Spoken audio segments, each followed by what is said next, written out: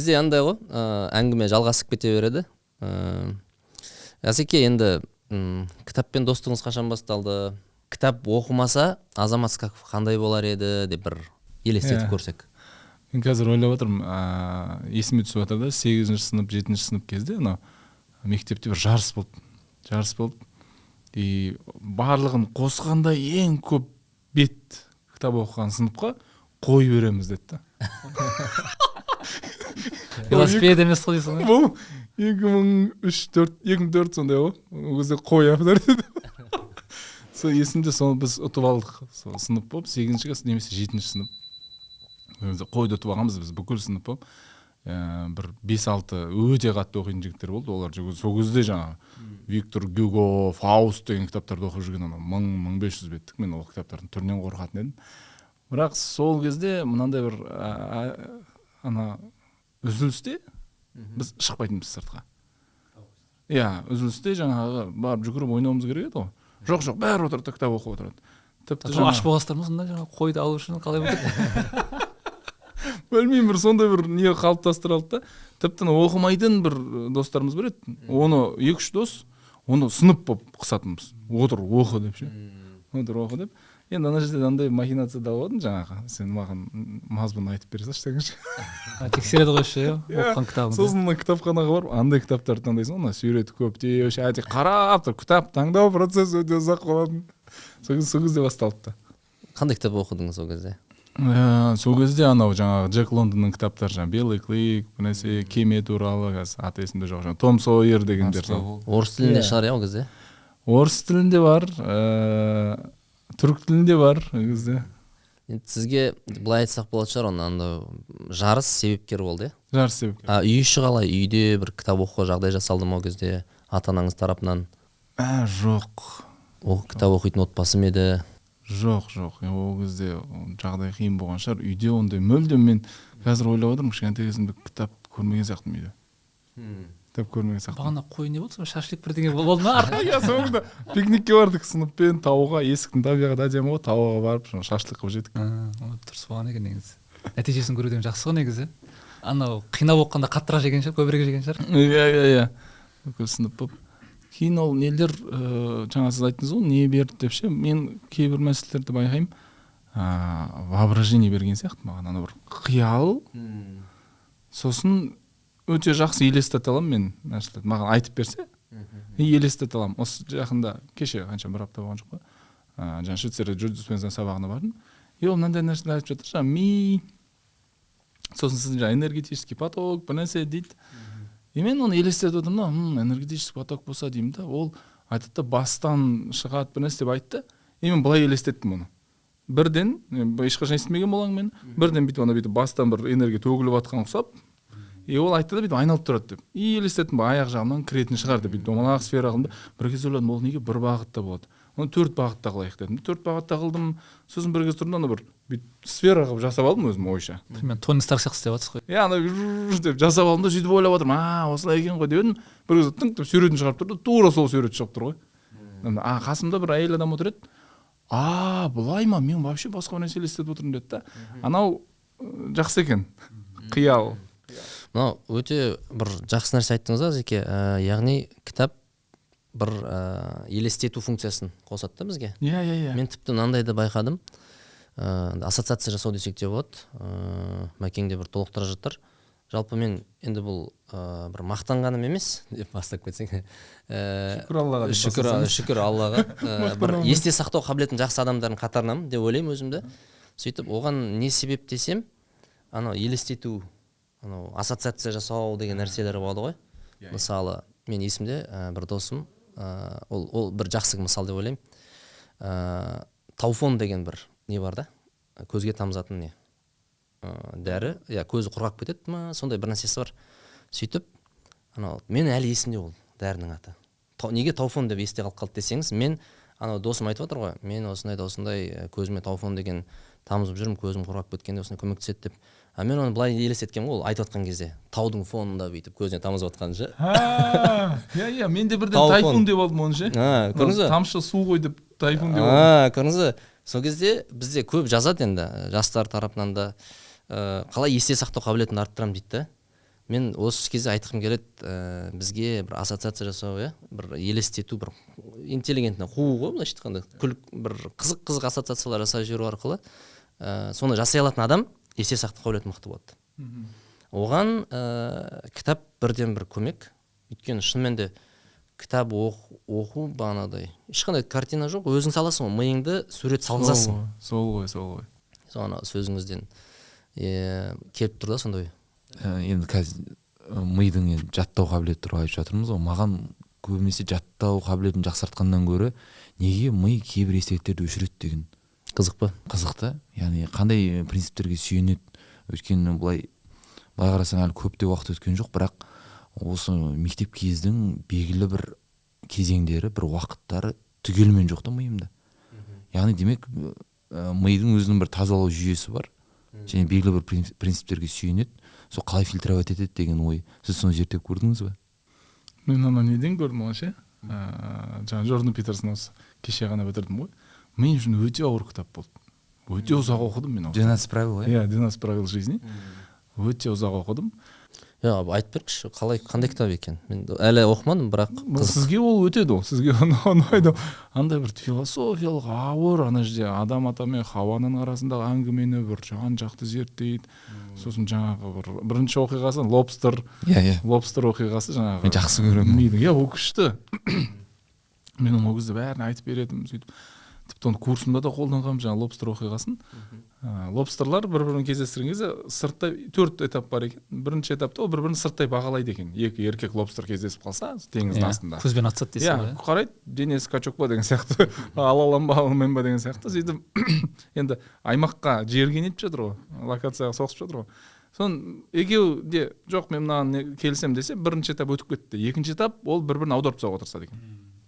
Жоқ, екінші этап ана сұйықтық шығарады, сұйықтық шығарады, сол сұйықтық арқылы мынау түсінеді екен, жасы қаншада, қанша күші бар екен, тәжірибесі қандай екен түсінеді екен. Түртіп көрсеткен сияқты ақпарат бар екен да. Екеуі бір-біріне қарайды. Сол кезде кетіп қалуы мүмкін біреу, мен берілдім деп ше, жеңілдім деп. Жоқ, кетпесе, үшінші этап ол төңкеру керек бір-бірін. Тістемейді, жай төңкеріп тастайды. Төңкерілгені кетіп қалуы мүмкін, болдым мен берілдім деп. Кетпесе, демек төртінші этапқа дайынмын. Төртінші кезең енді жаңа қиып тастайды бір. Аяғын қиып тастауы мүмкін бір-бірінің, басын қиып тастауы мүмкін деген сияқты.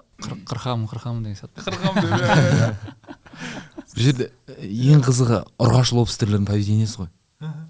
Сол қайсысы қандай ол? Былай қайтса болады. Лобстер мысалы еркек ұрғаш болып бөлінеді ғой. Сол кезде ұрпақ тарататын кезде барынша көп территорияны алатын адамдарға адам емес, лобстерге ұрғаш лобстерлер көбірек үйір болады. Кім жеңіледі, олар ұрғашы лобстердің назарын азырақ алады. Былайша айтқанда біз енді адамның мысалы қанша жыл эволюция тарихы бар деп айтылады ғой, миы қанша дамыды деп. Бірақ мысалы мисыз лобстердің социумда әрекет ететін бір күш қағидасы, ықпал, әлеуметтік капитал қағидасы біздің де қоғамда әсер етеді. Сондай байланысы қызық лобстермен. Осы мысалда әкеп түйіні келін алма геленваген ал деген осындай. Сосын мынандай төртінші этап, кез келген этапта жеңіліп қалған лобстер миында өзгеріс пайда болады екен. Структурасы өзгереді екен. Екінші рет батпайды ол. Енді ол ешқашан андай үлкен бір аймақ үшін соғыспайды. Енді ол бүйтіп қатты тырыспайды ол. Дуқсынып қалды ғой. Дуқсынып қалды да, ендігәрі ол басқа бір шет жақта жер таңдайды екен да, болды, барына шүкірет жүреді екен. Енді қайтып соғыспайды. Енді бұл кісі мына түйінге алып келеді. Анау біздің де миымызда бір сәйкестік бар екен онымен. Ана бір рет жеңіліп қалған болса, айтады ғой, біздің әулетте ондай шықпаған дейді ғой. Қоя берші деп. Бітті, сеніп қалма дейді ол. Сеніп қалма. Біз адамбыз. Біз кез келген миымыздың жүйесін өзіміз өзгерте аламыз. Сол жерде жаңағы жаттанды әлсіздіктен құтылудың жолдарын айтады да. Анау жаттанды әлсіздік деп айтады лобстердікі. Бір рет жеңіліп қалса болды деген сияқты. Енді осы жерде жаңағы сіздің неңізден қайдан шықты бұл? Ана жерде қызық бір 10-шы правило болу керек. Мынау бізді қоршаған заттардың шынайылығын біз көрмейміз дейді Джордан Питерсон. Сен көлікті көшеден өтіп баратқанда сені қағып кетпесін деген кезде көресің дейді. Сен адамды сөйлескің келген кезде көресің дейді. Сен кухнядағы стаканды су ішу керек кезде көресің дейді. Ол стакан былай ол көрінбеуі де мүмкін саған. бірақ ол тұр күні бойы сол жерде дейді. Бірақ сен су ішетін кезде көресің дейді да. Сен дәрігерді ауырған кезде ғана дәрігер деп қабылдайсың. Функциясымен ашылады дейді. Иә, көшеде өтіп бара жатса ол жай адам сен үшін дейді. Ол сен қарамауың да мүмкін. Осы нәрседе анау біз шындықты көре алмаймыз дейді да. Біз керегімен ғана көреміз. Бізге керек несінде. Бұл маған үлкен бір открытие болды бұл кәдімгідей. Шынымен мен анаған көндім да. Енді кітап та сол үшін керек болады да. Оқитын кезде ше. Оқитын кезде бір сұрақ пайда болса сізде. Джордан Питерсонның Maps of Meaning деген кітабы бар. Карта смысла деген орыс тіліне шыққанда көп болмады, бірақ өте керемет. Ол ана библейский мотивтің негізіндегі психологиялық паттерндар. Енді ол өзі діндар адам ғой, түсініңізші. Діндар емес, бірақ ол айтады, мысалы кез келген, мысалы былайша айтқанда ол Библияны миф ретінде қарастырады да. Мифология адам санасының бір кетіктерін жамауға қолданылатын терапия құралы дейді. Яғни мен сізге бір ертегі айтсам, сол ертегі арқылы өзім сенетін идеяларды жеткізгім келеді да. Бірақ оны менің идеям деп айтуға қорқам. Маған оны сан жылдан бері келе жатқан ертегі деп жеткізу жеңілірек болады да өзім үшін. Мысалы Джордан Питерсон маған қатты ұнайды, қанша? Маған да 10 жылда подкасты бар ғой кісінің, подкасттар онша ұнамайды қазіргі Джордан Питерсон онша ұнамайды маған. кітаптарындағы ұнайды. Маған бұрынғы енді шығып жатқан кезінде ол Канададағы жынысқа қатысты заңға қарсы шығып шықты ғой, университеттен қуылып кетті, Торонто университетінен. Сол кезде өте мықты еді. Және бір қызығы Питер Пен деген ертегі бар ғой. Мысалы айтады, Питер Пен инфантильный ересек адам дейді. Ол ешқашан өскісі келмейді, әрдайым баламен бала ойнағысы келеді, және әрдайым жақсы баланы бұзып бұзықтыққа шақырады дейді. Яғни есеюді қаламайтын, мына өміріне жауапкершілік алмайтын адамның паттерні Питер Пен дейді. Мысалы біз кинода көрсек, терезеден келеді, бұзықтыққа түнде ұйықтап жатқан балаларды оятып бір нәрсе бүлдіреді ғой. Солай Король Лев бар, соны не істейді, Пиноккионы, Белоснежканы бәрін тәпсірлеп береді. Және Библияны да сол қырдан тәпсірлейді. Яғни онда бір сюжеттік оқиғалар бар ғой. Неге солай болды деген секілді керемет түсіндіреді. Менде бағана сөздеріңізге бір сұрақ туды да. Мен енді оқымадым ол кітапты, бірақ мысалы сіз қатты әсер етті дедіңіз ғой, сол 10-шы қағидасы, принципі. Сол кезде мысалы адам көргісі келген кезде ғана көреді ғой. Мынандай түйін шығарса бола ма? Мысалы біз қолдан жасаймыз деген сияқты. Мысалы дәрігер біз байқамаймыз ғой, бірақ мен дәрігерлер байқайыншы деп бір болады ғой, бір мұқтаждықтан емес, өз қалауымен соны іздеу деген. Жасай аламыз. Ол келесі одан кейінгі оқыған бір кітабымда, жалпы ол тек не туралы, финанс туралы бір кітап оқып жатырмын. Ол жерде тура сол мысалды келтірді, ол бүйтіп айтады. Жоспарға алып келеді. Егер жоспарың болса, сен сол жолда саған көмектесетін барлық нәрсені көре бастайсың, байқай бастайсың дейді. Жай күндері әшейін өтіп кететін адамдарың, егер сенің жоспарыңа тиімді болса, сен оны барып сөйлесуің мүмкін дейді. Ол соған алып келеді. Оны жасанды түрде де жасай аламыз дейді, жоспар жазу арқылы. Селективный мышление деген бар ғой. Яғни бір тойда бір кісімен жолығып қаласыз да, сөйтсе мысалы бір ғимаратта жұмыс істейтін болуыңыз мүмкін. Бірақ ол адамды сол тойға дейін көрмегенсіз, бірақ тойда танысу барысында байқайсыз да, бір ғимаратта ұзақ жыл бойы жұмыс істегенсіз. Содан кейін бұрын көрмеген адам қайта көре бересіз ғой.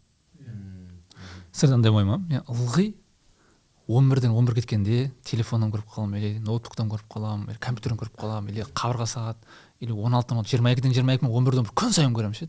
Мен күтіп отырамын ше, ондан. Күтпеймін, миым соны тауып береді да, мен машина кетіп барасың, бір қарап қаласың, қарасаң 11-ден 11 кеткен да. Демек просто көз оны көрді, ми тұрды да, енді сен ұнататын темаң ғой деп ше, маған көрсеткен сияқты сондай кезде. Ең қызығы сіздің көзіңіз оны көріп тұр ғой. Айналасын көріп тұр 80%. Иә, ол барлығын көріп тұр ғой. Керектерін алып беретін сияқты. Ол қазір де барлығын көріп тұр, бірақ керектерін ғана көреміз ғой. Бұл осы мидың осы функциясын, мысалы бізге осы Джордан Питерсон және басқа кітаптар осындай функциясы бар екен көрсетті. Жақсы жаңалық. Енді осыны біз қалай бір өзіміздің қаруымызға айналдырамыз? Мысалы, мен қазір есіме түсіп тұр, ақша мәселесі сондай ғой. Мысалы, бір жақсы сөз бар еді, ақша деген ол негізі шашылып жатыр. Біз тек қана бағанағыдай оны не істемейміз, өзіміз үшін бір мақсат қылып, жоспар қылып көрмейміз. Бағанағы ақша деген сандар ғой, былайша айтқанда. Мысалы 11-ден 11-ді қалай көрсең, дәл солай миллионды, 10 миллионды дәл солай көре бересің, ол сен жанында, бірақ сен оны көрмей жатсың, не үшін көрмей жатсың деген сұрақ қой. енді бір сұрақ, қалай біз осыны қаруымызға айналдырамыз, осы қабілетімізді? Сіз тапқан жауабыңыз, бір түйіндеріңіз болса. Менде мынандай болды, мен өте қарапайым оқимын да кітаптарды. Андай оны анандай көшіріп, конспекттеп, онда жоқ менде ше. Енді бірақ оған да қарсы емеспін, кейбір адамдарға ол керек. Бірақ ол бір кітапқа тым қатты мән беру керек сияқты да. Ұзақ уақыт жұмсау керек ол кітапқа ше. Кеше мен саяхатта 10 күнде 4 кітап бітіп қалды да. Мен ол мүмкін емес, сен оны жазуың ше. Соны жазсаң ол 10 күнде бітпеуі мүмкін да. Енді мен айтамын, бір кітаптың ішінен сіз 2 немесе 3 әрекет алып өміріңізге енгіздіңіз бе, ол супер кітап. Маған ұнамаған кітаптар бар. Мен айтамын, анау кітап ұнамайтынын түсіну үшін сен соңына дейін оқып тұру керек сияқтысың оны. Оны айтады ғой, басынан жақпай қалды маған дейді да. Мен айтамын, қай жерге дейін оқыдым, алғашқы 2-3 бетін оқыдым, жауып тастадым дейді да. Түсінген жоқсың сен кітапты, көрген жоқсың мүлдем. Қазір мен Виктор Гюгоны бастадым бүгін таңертең. 30 бетке дейін тек анау саяхатшы келе жатыр әлі ауылға. Әлі келген жоқ әлі. Анау менің ойымша шіркеуге бара жатқан сияқты соңында ана трактирге кірді, оны қуып жүрді өжден. Пәленшен үйіне кірді, оны қуып жүрді өжден. Қарны аш, түнде де қонатын жер жоқ, дала суық. Соны барып екінші бір кафеге барып өтініп еді, олар да қуып жүрді. Мен де елестеп отырдым, ол анау кімге баратыр? Жаңағы кім еді? Шіркеуге баратыр деп отырмын, бірақ алғашқы 30 бет әлі шіркеуге жеткен жоқ та ол. Ар жақта болатын шығар әңгіменің барлығы. Мен айтамаймын да, беспонтовый кітап екен, 30 бет әлі көшеде келе жатырмын ау деп. Бітіргеннен кейін түсінетін сияқтымын да. Кеше мен осыған қатысты бір мынандай сөз естідім. Кітаптың көңілін қалдырмай ары қарай оқи берейін ба, әлде тастай салайын ба дейді. Міндет дейсіз. Мынау өте күшті ой екен. Андай кітаптың ұнайтын, ұнамайтын бітіргенде ғана үкім шығарсаң болады деген. Негізі 50 бет дегенде бар ғой мысалы. 50 бет нормально сияқты. 150-200 беттік қой мысалы. Менде енді қызық жері көркем әдебиеттерде алғашқы жаңағы 30 беті киіз үйдің ішін суреттейді мысалы. Сол ғой. Сол жерін өтіп кетсең болды, ар жағы оңай диалогтар басталады, соғыстар басталады. Ол да бір адам сынау сияқты ше, сен адам өтсең ар жағы уже оқи аласың достойно деген сияқты. Бірақ кейде мысалы мен соңғы бір қалың болған кітаптардың бірі Уолтер Айзексонның Илон Маск болды. 640 бет. Қанша 4 күнде оқыдым ғой. Тоқтай алмадым. Бүкіл дүние маған кедергі жасап тұрған секілді болды. Күндегі жұмыстар, отбасы бәрі маған тек ана кітап арамыздағы шекара сияқты көрінді көз алдыма. Конспект жасаған жоқсың, стикер жабыстырған жоқсың, оқыдың, нәтижесінде осындай кітап оқылып бітті. Және не өзгерді?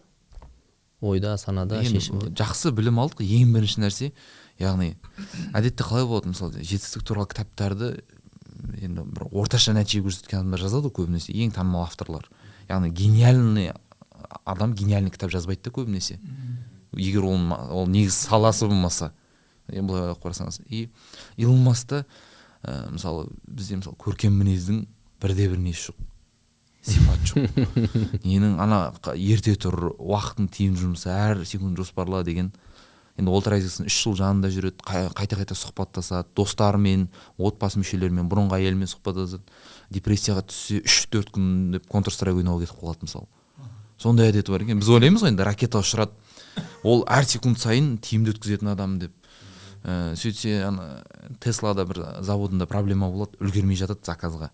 Белгілі бір көлемдегі көлікті құрап үлгермесе, бір акциясын өсіре алмаса жалпы қайтадан финанс сұрай алмайтын деңгейге жетеді. Сондықтан заводты асықтырады, сол жерде көмекшісі айтады, таппаймын дейді. Бірақ заводтан шықпаған білем, бірақ таппаймын, сен столдың астында машина жарысып ойнап отыр екен дейді. Ана проблемада миы қатып кетіп, сондай ойындар. Адамды өте қатты ренжітеді. Көңілге қарау деген жоқ. Көңілге қарау деген жоқ, бәрін ренжітеді. Және жалпы өзінің жұмысында көңілге қарау эффективностьқа қарама-қарсы дүние деп біледі. Яғни сен не тиімді болуды таңдауың керек, не көңілге қарауды таңдауың керек дейді. Екеуін араластыру мүмкін емес деп ойлайды. Және бірақ нәрсе түсіндім де сол кітаптан. Өзінің арманына сену және соған деген ықыласы. Басқа еш нәрсе жоқ. Басқа еш нәрсе біздегі базовый кітаптарда кеңестердің бәрі бар ғой. Мысалы жақсы сөйле, туған күнімен алыс танысың болса, туған күнімен құттықтап тұр дейді. Сол кезде керек болған кезде көмек сұрағанда бірден сұраған сияқты болмайсың дейді. Нетворкинг мысалы кітаптар. олардың ешқайсысын сақтай алмайды, және ең жақын адамдарын да дұрыстап мән бермейді.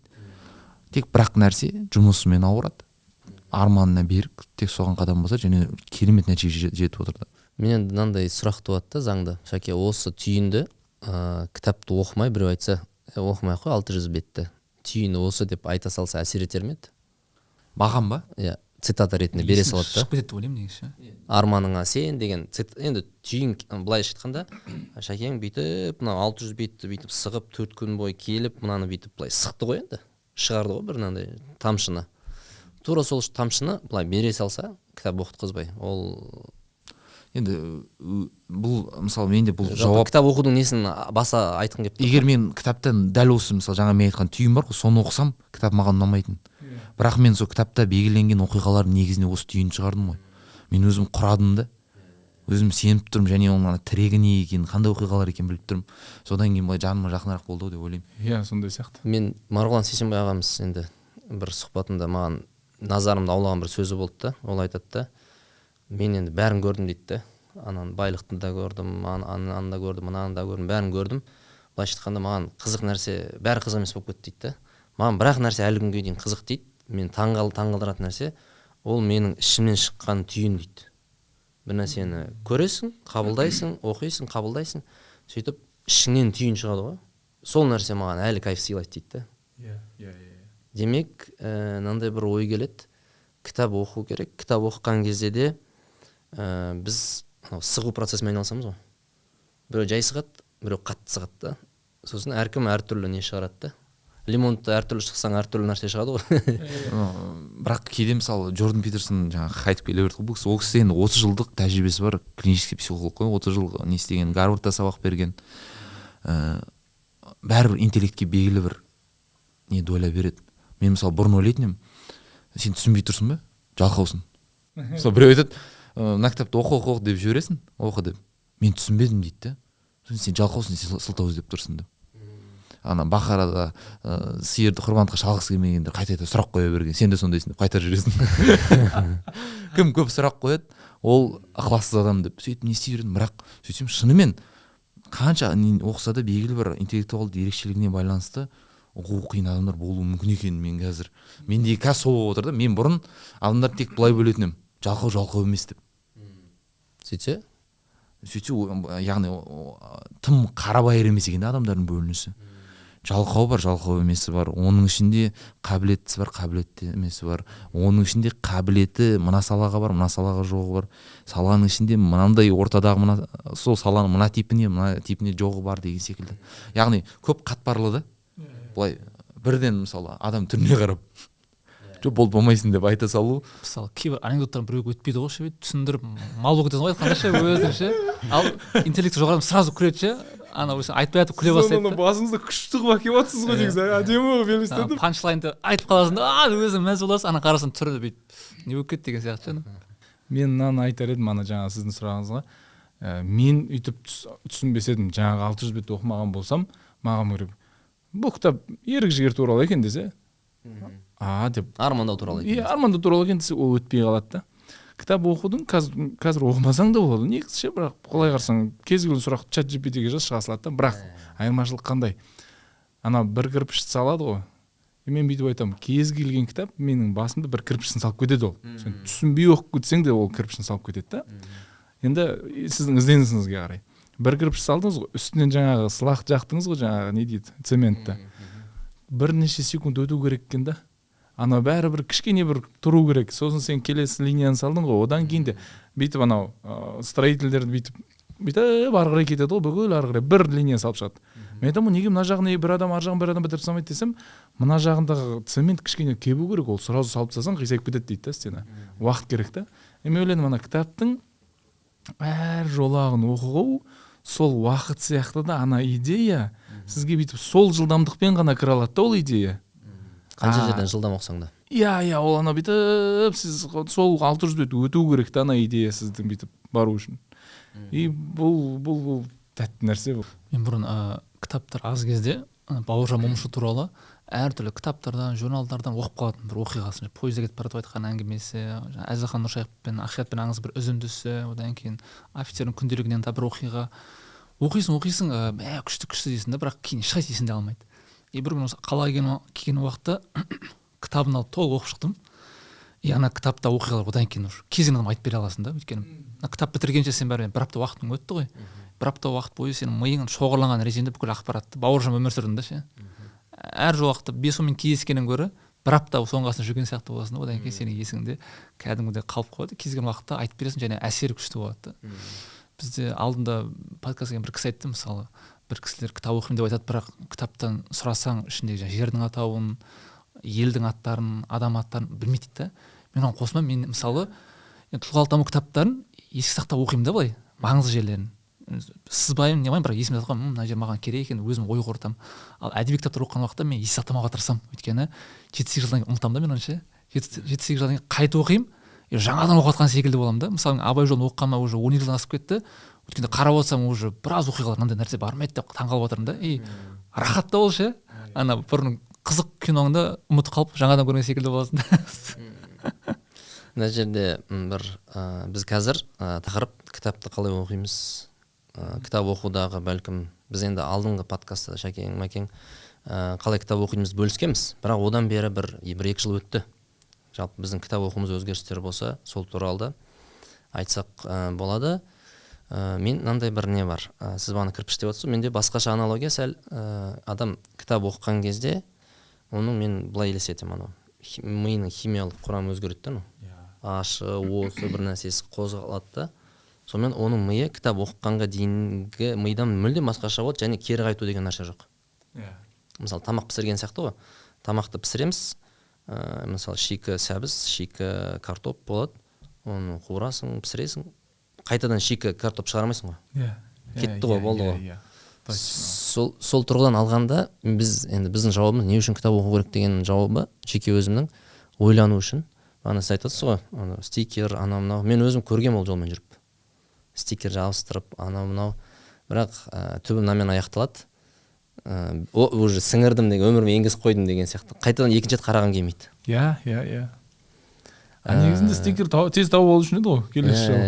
Бірақ стикер менің жағдайымда ол екінші рет қарамаймын, мен оны стикер жабыстырған кітапты оқыдым. Маған бізге Сырымбек ағаның бір әдісі ұнады.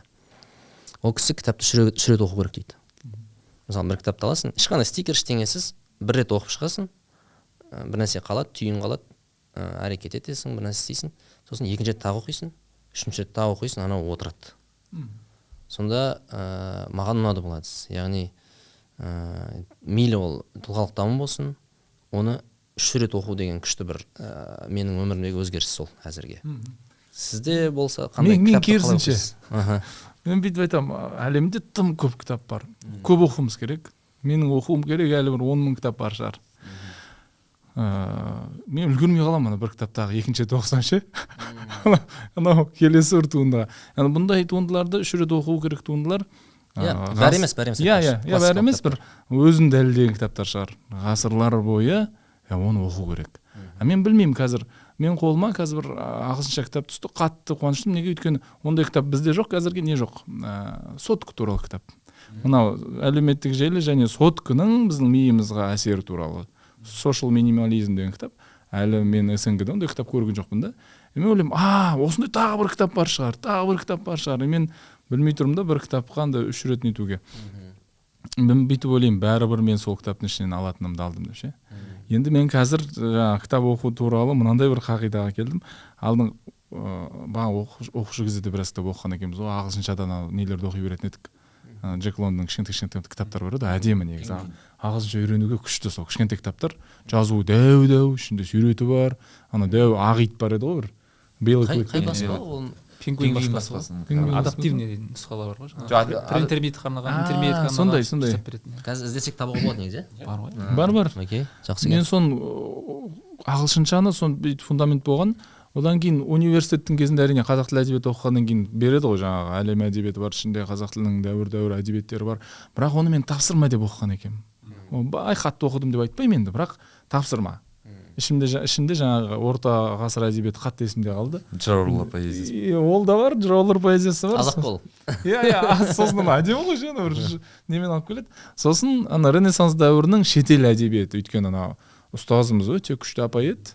Ақбота апай келеді да анау бір құлшыныспен айтып береді, сосын сен кіресің да жаңағы монашкалардың бұзылған дәуір сондай нелер ғой, жаңағы оны оқыдық біз бір бірімізге ат қойып, жаңағы ішіндегі бір бота деген группаласымыз бар еді, соны бір сол жерде кітап оқыдық, Фотида деген бір кейіпкер бар, ана сен Фотидасың деп ше деп ол ренжиді, өйткені Фотида кішкене ыңғайсыздау кейіпкер. Осының бәрін өткен екенбіз да, кейін әдебиетті универде оқыдым, кейін енді мына мотивацияға қосылып кеттік қой. Мотивация жаңағы неден бастап Брайан Трейси, Хэл Элродтардан мотивация бір белгілі бір дәуір тек мотивация болды. Алдыңғы жылы біз ана Ұлан ағайымызбен, Ұлан ағай менің профессорым ғой, маған кезінде сабақ берген, қазір жаңағы Ахмет Байтұрсынов академиясын басқарған кісі. Енді ол кісі айтты, Азеге мынандай бір идея бар, ұлтқа пайдалы бір нәрсе істейік деді. Жаңағы классикалық қазақша туындыларды подкаст түсіріп талдайық деді. Мә күшті, маған ұнады. Уже біз ештеңке жаңағы жоқ, тек идеямен бөлісу және беру. Сөйтіп сол алдыңғы жылдан бастап классикаға қайтадан қайттым. Мә менен мынандай нәрсеге келдім қазір. Мен айтам, кітап оқу керек, қалай оқу керек? 70% кітабыңыз классикалық әдебиет болу керек. Көркем әдебиет. Иә, көркем әдебиет. 30%-ыңыз ғана мотивация. Енді мотивация жаман деген емес, керек, міндетті түрде керек. Бірақ мен байқаған тенденция мынау, мотивациялық кітаптар мені ойландырмайды екен. Тұр, жүгір, жаз, кітап оқы, ол да керек. Бірақ ойландырмайды екен. Мынау тура сол әңгімені ойландырып алып келеді. Терең енгізіп береді. Иә, мынау бүйтеді, анау барады, анаумен соғысып қалады, анадан таяқ жеп қалады, барады да барып ақша жетпей қалады, ана істейді. Соңында келіп ерік жігермен жоқ, мен бұны бәрібір жетемін дейді. 2 жыл қиналып болса жете, сен ойлайсың, берілме деген сөз ғой мынау. Анау вперед деген әңгіме ғой, бірақ бірден сөйтіп айта салмайсыңдар. Мына жерде бір күшті процентажыңыз әдемі екен, Азеке. 70-30 ғой. Мысалы 100% көркем әдебиет болса да эффект басқаша ғой. Иә. Анау керек та шегелеп отыр. Жоқ, бұл бөлініске қатысты мынандай сұрақта, мысалы жаңағы Джордан Питерсонның кітабы бар, сосын ғылыми кітаптарды қай категорияға жатсыз, олар мотивацияға жатуға келмейді ау деп ойлаймын. Сол ғылыми кітаптарды 30-ға кіріп кетсін да. 30-дың ішін бөлеміз ғой. Ана Брайан Трейсилар, былай істейді дейтіндер. Менде керісінше мотивация мүлдем қарай алмайтын болып кеткем. Тек ғылыми подкрепленный, яғни ғылыммен зерттелген кітаптар, мысалы теория игр өткенде сіз де алдыңыз ғой. Күшті кітап, күшті нәрсе үйретеді, қарым-қатынасты. Сол жерде бір кісі бар, Джон Нэш деген математик кісінің оқыса, коэффициент Нэша деген теория үшін соған Нобель алады. Сөйтіп, не деймін ғой, Нобельді не үшін береді десем, тек, яғни екі адам бір-бірін қорқытып тұратындай барабар күшке ие болуын. Осы ізденісі үшін Нобель берген. Соны математикалық формуламен түсіндіріп берген ғой. Яғни Мирасаға айтады, мен мысалы қолын артқа қайырады да, менің арқамда пышақ бар дейді. Мен де қолымды арқаға қайырам, менде пышақ бар деймін. Екеуміздің арамызда бірақ шарт бар, ешкім қолын ашып, қолында пышақ жоқ екенін көрсетіп қоймау керек та. Мен Мирасаның артында пышақ бар деп ойлауым керек, Мирасаға менің артында пышақ бар деп ойлау керек. Сөйтіп бейбіт өмір сүреміз де. Соны қырғиқабақ соғыс сияқты ма жаңағы? Иә, соны коэффициент Нэша дейді екен де. Сөйтсе бұл қарапайым қағида садиктен бастап әлемдік геосаясатта да бір заңдылық екен де. Атом бомбаларына қарсы сондай нәрсе бар ғой. Мысалы, балабақшада құммен ойнап отқан балалар қандай заңдылыққа сүйеніп ерегіссе, геосаясатта солай өрбиді екен де. Осыны бір қарапайым формуламен түсіндірген ғой. Мен ол кітапты мотивация деп ойламаймын, ол маған еш нәрсе айтпады. Тек түсіндіреді. Ал әлемді жақсырақ түсіндіруге көмектесетін кітаптар. Қазір көбінесе солар өте. Көркем әдебиетті қалай? Қазір көркем әдебиет енді біздің мамандық, Азекемен бір факультетте оқыған екенбіз. Құдай бұйыртып.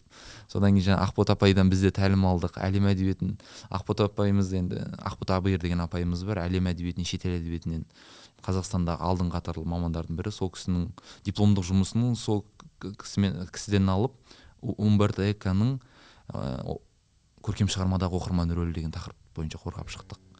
Яғни біз сондықтан мамандық болғаннан кейін классикамен қарым-қатынас жақсы, енді шүкір. Бірақ бір қызық бар, мысалы Гиде Мопассанның Томпыш дегені бар. Оқығансыздар ма? Пышка ғой. Иә. Соны Томпыш деп аударылған екен. Күшті кітапты, бірақ айтайын десең ұяласың да сюжет. Иә, сол сюжет. Айтқың келеді осындай. Айтып қойдың ғой. Жоқ, ана сюжет, бірақ негізі ойы күшті де. бірақ айтайын десем бір жақсы ортада андай болмай ма, мысалы бағанағы Робин Шарма, кім, Брайан Трейсилар бар ғой, Бодо Шефер деген мотивация кітаптарды солар түсініп тұрмын. Бір ана арасында донер жегің келеді ғой бір. Қанша жерден сапалы ана ПП жеп жүрсең, күшті ресторанда тамақ жеп жүрсең де, бір арасында бір анау самса алғың келеді ғой бір доноршы. Иә. ауызашарда мысал айтып бермейінші. Біз қазір оразада түсіріп отырмыз. Донер деген. Сол сияқты бола ма Зеке? Сондай. Арасында бір жеп тұру керек та, ананы қалап тұрады организм. Бірақ біліп тұрсың енді эффекті қатты емес екен. Мына негізі сүзіп ала алсаң, тура сол жаңағы білмеймін, ұшқан ұяда сол мотивация әңгіме бар негізі. Сүзіп алсаң Ақбілектің ішінде сол әңгіме бар. Сүзіп алсаң жаңағы Джек Лондонның ішінде ол әңгіме бар. Мартиниден тура сол мына әңгіме бар ғой. Мына әңгіме 150 бетпен айтып берді саған. Бірақ мынау үшін сен 600 бет оқуың керек та. Бірақ 600 бетте саған жаңағы асықпай кірпіштің арасы дұрыс кеуіп орнатылады да бұл. И бұл саған кәдімгідей отырады. Одан кейін сен түсінесің. Мына соңғы бұл мен бірақ ойлаймын, соңғы бір курс өттім қаржы қағидалар туралы осы. Қаңтар айының соңында бітті. Жаңа канадалық деп айтсам күшті естіледі. Сосын не үшін айттым деп күлем ғой. Енді сояқтан өттім. Енді соңғы сабағында бүйтіп айтады. Сіздің табысыңыз жетістік деп айтайық дейді. Тек ақшамен шектемейік дейді. Сіздің жетістігіңіз сіздің ойыңыздың тереңдігі және кеңдігіне тікелей қатысты дейді. Ойлау жүйеңізді. Мен ойладым, мәссан, шынымен ғой. Енді бірақ қаншалықты ойлай аламын мен? Мен анау алдыңғы жылы тек көбінесе жаңағы классикалық әдебиеттерге кіріп жүріп, Ұлан ағам мынандай кітап айтты, жаңағы «100 лет одиночества». Габриэл Маркес Гарсия әлемдік эксклюзив. Кейбір не бойынша әлемде 4-ші кітап дейді. Өте сирек жаңа көзі тірі автор кезінде ақталған кітап. Сондай бір әлемдік эксклюзив. Ой деп тыңдап алдым, оқып алдым, енді бастадым кітапты. Ана шынымен кіріп кетті мен. Ана ішінде қызық оқиғалар бар, анау бар, мынау бар. 24 Аурелиано бар ана жерде. 17 Хосе Аркадио бар ана жерде. 5-6 Урсула жүр. Ана мен ойлаймын, не болып кетті мынау? Неге сонша шиеленісіп кетті оқиға? Қай Хосе Аркадио өліп қалды? Қайсысы өліп қалды? Аурелиано не болып кетті? 14 Аурелиано аяқ асты келді ғой үйге. Мен баласымын мынаның деп ше. Мынау не болып? Ана Аурелиано святой, Аурелиано жаңа романтик, Аурелиано бір нәрсе болып қойды енді. Дикий Аурелиано, не дикий Аурелиано. Енді бұны түнгі 10:30-да біттім. Бізде қазір оған келеміз, ана біз балаларымыздың кітап оқитын уақытымыз бар. Түнгі 10:30-да бітті. 560 бет па сондай. Жаптым кітапты. Несі мен бұл әлемдік классика дедім. Бір әулеттің тарихы ғой шын. Соғыс болды, өліп қалды, анау үйленді, мынау бір нәрсе болды, соңында бәрі жоқ болып кетті. Дедім да, енді сұрақ туындап қалды, енді өзім енді табуға тырыстым енді. Не бар мына кітапта? Ақтауға тырыстым десең. Авторды ақтағым келіп жатыр. Содан кейін енді анда бір вау деген эффект болды, бірақ 2 күннен кейін 3 күннен кейін ба жаңа подкаст түсірдік Ұлан ағаймен сол кітапты талдаған. Енді Ұлан ағайдың ана кітапты талдаған үшін мен айтамын, мәссаған, сол ғой деймін ғой. Анау айтады, мысалы адамдардың өзінің мақсаттарын ұмытып қалуын айтқысы келген мына жерде дейді. Мына жерде жаңа қазақтың тектілігі бар дейді. 7 адамнан үйленбеу, ана өзінің сестрасымен үйленіп кетеді ғой. Сөйтіп бірнеше ұрпақ өзінің жақынымен үйленіп кеткен үшін соңында жаңа торай құйрықты бала туылады ғой. Сондай болып, сондай бәрін талдаған кезде мен айтамын, мәссаған, менің ойым вообще басқа кітап оқыған сияқтымын дедіңіз ба? Мен вообще оқиға оқып шыққан екенмін ғой, ананы бір ұрды, мынау барды, ананы бір ұрды, анау атып тастады, мынау бір. Мен жай оқиғасын оқып шыққан екенмін. Енді анау ой өрісі кең адамдар, ана жаңа бетімен елестетіп, мынау жолақтар ғой кітаптың. И сен анау Аурелиано таңертең оянды да кофесін алып далаға шықты дегенді оқымайсың, сен анау жолақтың артында жаңа автор не айтқысы келіп тұр, іздейді екенсің да сосын.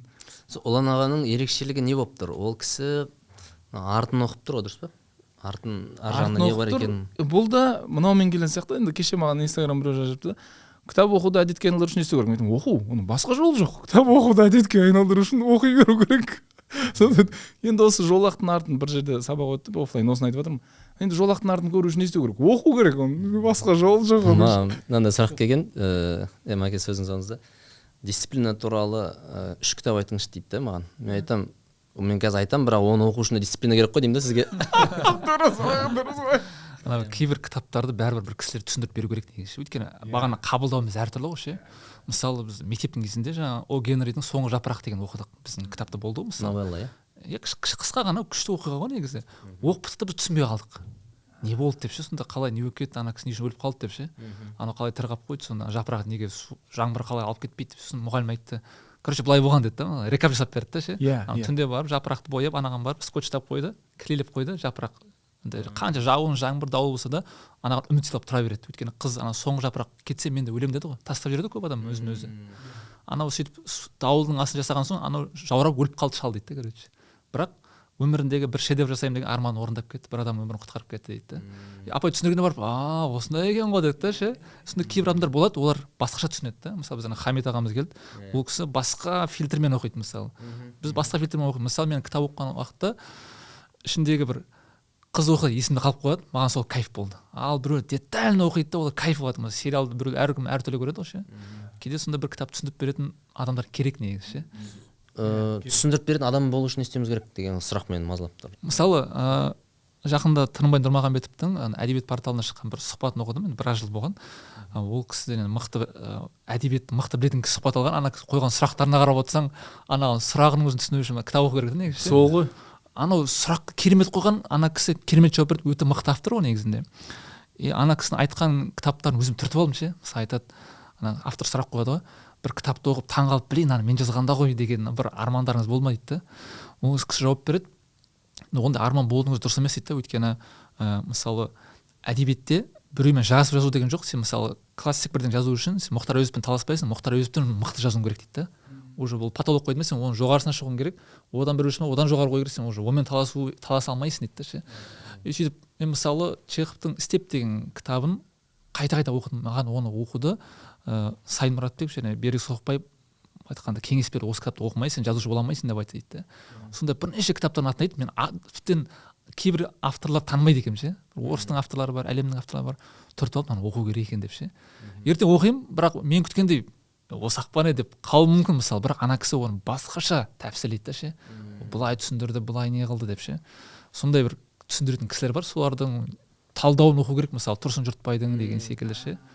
Жұмабай Шаштайұлының мысалы марқұм сондай нелерін оқу керек та. Кішігірім сюжет айтып берейін, сіздер талдап көріңіздерші қандай идея бар деп. Жапонда Рунеско Акутагава деген жазушы бар. Жапонның жалпы ең жоғарғы әдеби наградасы сол кісінің атымен аталады. 35 жасында қайтыс болған. 19 жасында бүкіл елдің жұлдызына айналады. Шедеврлерінің бәрін жастай жазады. Қайтыс болды. Соның новеллист қой, новеллалар жазады. Ворота Расемон қақпасы деген шығармасы бар, оқыңыздар. Сөйтіп оқып жатырмын. Енді үлкен жинағы, новеллалар жинағы Расемон қақпасы деп аталады да. Біріншісі сол бірінші новелла болып тұр. Оқиға желісі мынандай болады. Жаңбырлы күн, Расемон деген ненің үйдің қақпасының алдында тұрады. Сарайдың ана бақуатты адамның биік қақпасы ол, соның алдында тұрады. Жаңбыр кедей пақыр адам алдында тұрады, жаңбыр құйып тұрады. Сөйтіп бір сол үйдің жағындағы оң жақ бұрышта бір төбеде мұнара секілді жерде бір сол жерден бір пана көреді, шатыры бар. Соған көтеріледі, жаңбырдан тығыла тұрайын деп. Сөйтсе жаңбыр тығылып отқан жерде сол орынды алып отқан бір үрсіп отырған әжені көреді. Кимоно киіп алған. Сөйтіп шығарманың басынан бері өзі 4-5 бет қана тоңып, қалтырап, әрең мүсәпір болып келген адам әрең отырған, өзінен де жағдайы нашар әжейді көріп, кимоносын шешіп алады. Кимоносын шешіп алады да. Сенің өмірің кімнің қолында екенін ұмытпа дейді. Сосын кимоносын алып кетіп қалады. Новелла осымен бітеді ғой. Не болды мынау? Новелла осымен бітеді. Және мынау енді новелланың өз шарты сондай ғой. Ол бір немен жоқ қандай күтпеген сюжетпен бітіп қалады да. Және қысқа ғана да. Және мен өзім былай түсіндім. Яғни ең әлсіз күнәһар адамның өзіне нашаррақ адамды көріп іштей масаттануы мүмкін. Өзі панасыз, өзі қалтырап жатыр. Бірақ өзінен де сол жағдайда ауыр адамды көріп, нәпсісіне жағатындай бір сезім басынан кешіріп біз енді ол кітапты оқып талдауымыз керек сияқты ғой. Сол кезде біз әртүрлі түйін кітапты ол оқығанда 5 бет ғой. новелла ма? Жақында қайтыс болған марқұм Мұхтар Мағауин атамыз айтады ғой, Жапонның кез келген кітабын оқу керек деп ше, жазушы болғың келсе дейді да. Өйткені олардың ойлау несі мүлдем басқаша, бағанағыдай не ном мысалы. Сонда оқу керек, миыңды бір сілкіп алу үшін. Осы үшін менің ойымша кітап талдаулар өте маңызды да. 4 адам ба 8 адам ба әйтеуір талдап бір кітапты оқып талдаған кезде таң қаласың. Анау басқа жағын көреді, сен мына жағын көресің деген сияқты. Кеше ғана кешке бір досыммен сөйлесіп отырмын. Джек Лондон жаңағы Мартиниден туралы әңгімеге қозғап кетті. Енді бәріміз Мартинді мақтаймыз ғой, не деген адам, ерік жігер, не деген мәссаған деген сияқты. Анау жігіт мына жағын айтты да. Ана жандағы жанашырларын тым қатал сипаттаған ғой кітап дейді да. Жанашыр ғой ол дейді да. 2 жыл бойы аштан ана жақта өлейін деп жатып, тәтесі бар, жаңағы Руфтың өзі бар. Айтады ғой, ей, мына банкқа жұмысқа кірші. Мен сөйлесіп қойдым, әкем көмектеседі саған. Айлығың болады тұрақты. Сол кезде мен де саған күйеуге шығам, ата-анам келіседі деген сияқты айтып тұр ғой енді. Енді ана жақындар, жанашыр ғой дейді да, бірақ кітаптың соңында оны жауыз қылып шығарды ғой дейді да. Мен де ойлап қалдым да, басқа қырынан да қарауға болады екен ғой деп ше. Мен осы Мартинді менде былай болатын, ата-анаммен андай көзқарасымыз келіспейтін осы тұста. Яғни олар жаңағыдай мысалы Мартинге тәтесі қандай кеңес айтса, ата-анам маған сондай кеңес айтады. Мысалы оқыдың, іргелде осы мектепке кіресіз, не істейсің дейді. Үйдің жанында дейді. Осы мектепке кіресіз, не істейсің дейді. Қатты қырып ақша таудың да керегі жоқ дейді. Енді оқып бітірейін деп жатқан кезде. Сөйтіп мен іште андай, жоқ неге олай айтасыз деп іштен бір сезім шығады да. Сол кезде енді сол бірінші курста Мартинді оқыдым. Сол кезде мына қағиданы қалыптастырдым өзімде. Ата-ана бізді аман болсын дейді, бірақ аман болу біздің потенциалымызды толық ашпайды. Осы бір тез ойымда қалып, содан кейін қарым-қатынаста жеңіл болып кетті. Бүкіл ана ағайын туыспен, ана саған кеңес айтатын адаммен қарым-қатынастың бәрі жеңілдеді ғой. Яғни ол мен амандығымды ойлайды. Жаман емес, бірақ жаман емес деген де жақсы емес та. Жақсы, бірақ анау шектеулі. Аман болсаң болды ғой, аман болсаң. 60 мың теңге айлығың бар ма? Болды. Үй тегін ғой балам.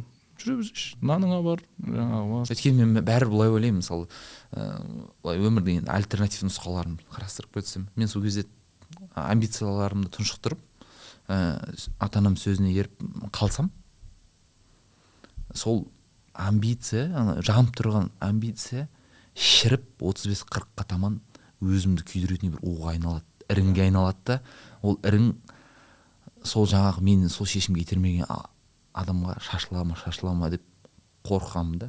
Әлі күнге сол ойдамын мен. Яғни сондықтан таңдаудың бәрін өзі жасау керек, және сол кезде ғана бір жауапкершілік алып сабақ алатын мүмкіндігі болады деп.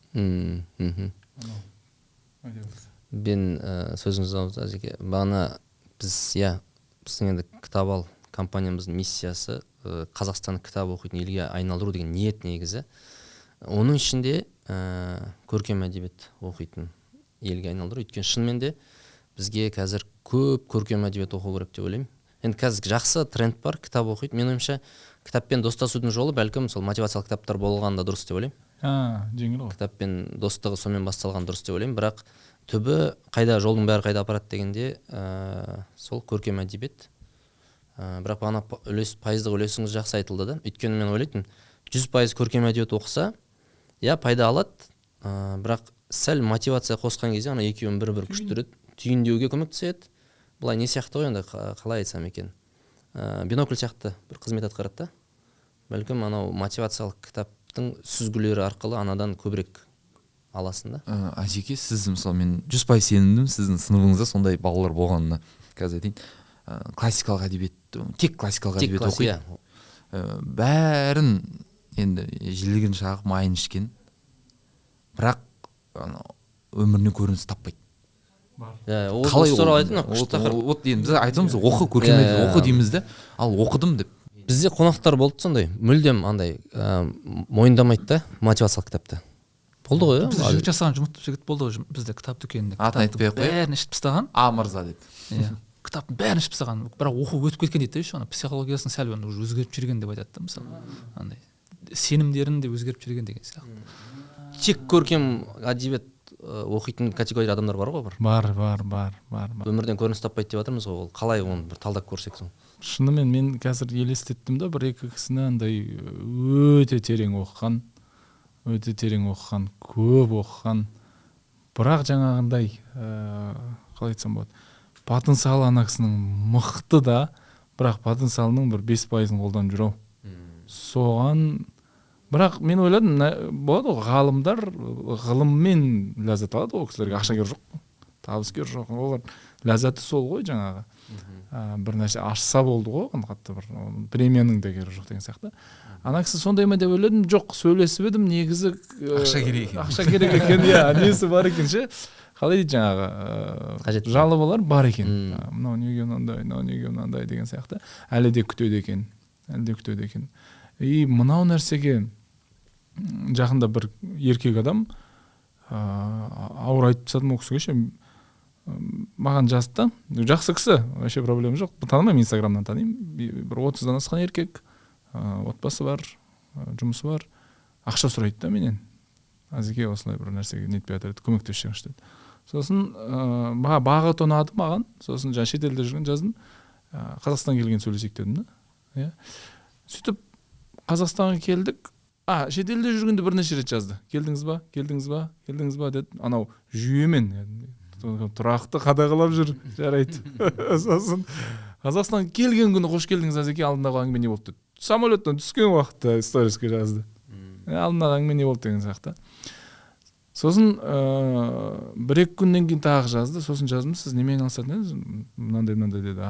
Не үшін керек ол? Неге тауып алмайсыз ақша дедім да. Үлкен ақша емес. Маған да қиын емес сума болып тұр негізі. Бірақ үлкен ақша емес. Сосын мен айттым да, сіз еркексіз ғой. Бұлай осындай жүйемен жұмыс істей алатын болсаңыз, осындай тұрақтылықпен бір процесті қадағалай алатын болсаңыз, сіз негізі спокойно таба аласыз ғой бұл ақшаны. Бар да бір күн бір КамАЗ көмір түсірсең табатын ақша да, мысалы. Білмеймін, еркексің ғой, істе деймін да. Бірақ жаңағыдай болып қалған ше, шектеулі.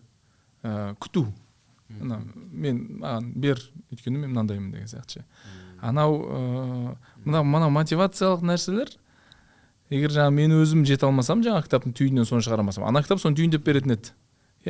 Тұр да жаса, еркек емессің ба деп ше, ұялмайсың ба деген сияқты бір Дэвид Гоггинстің кітабын оқығам. Дэвид Гоггинс анау кітабының артына айқайлап тұрған сияқты. Алысырақ ұстап оқыңыз. Ана бір рот сияқты деп ше, еркек емессің ба деген, жаса, жылай берме деген әңгімелер да. Анау соны түйіндеп беретін сияқты. Мынау анаумен шектеліп қалса, бір қиял әлемде қалып қою мүмкін деген бір қорқыныш бар. Қиял әлемде қалып қоясың, қиялың өте күшті, өте кең ойлана аласың. Бірақ екеуі де керек, мен түйін өзім. Екеуі де керек сияқты. Анау бір 70-30-ыңыз әдемі енді. 70-30 өзім шығарып алдым. Көркем әдебиет. Көпшілігі анда күмәнмен тұрады ғой, бастаймын ба бастамайын ба деп ше. Кітапты көп оқып тастаған, уже бүкіл сценарийді миында жүргізіп көрген. Ана жаққа барсам бүйтіп алдын былай шектейді ау дейді. Ал одан кітапты аз оқыған, бір-екі кітап оқыған адам бірақ бірден бастап кетуі мүмкін да. Сонда біледі ол болады, болмайды деген сияқты. Анау істеп көрмеген, бірақ болады болмайды деп әлі ойланып жүрді.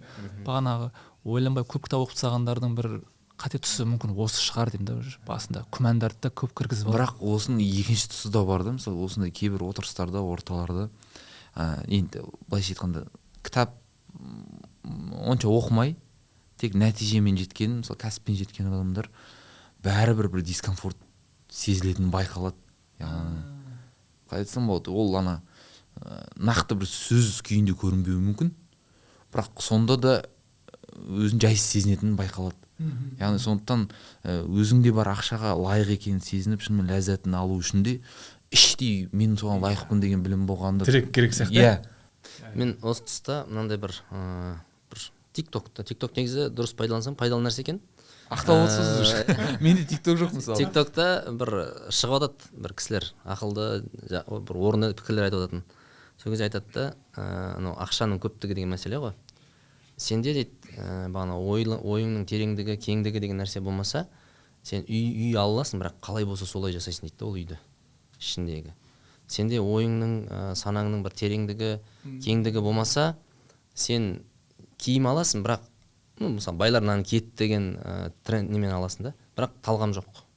Қысқасы көп нәрсеге негізі ол ақша тек бір үлкейткіш нәрсе ретінде қызмет атқарады да, бір бағанағы тек ақшасы бар, бірақ анау іші бос, біліммен, сезіммен толықпаған адамда ол бәрде өте қымбат үй жасауы мүмкін, бірақ ана жерде уют жоқ, комфорт жоқ, қалай болса солай.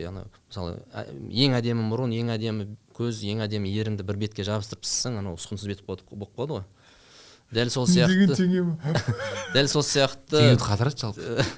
Дәл сол сияқты мен ойымша кітап оқу әсіресе бай болсын, кедей болсын, бірақ осы тұрғыдан өте керек нәрсе.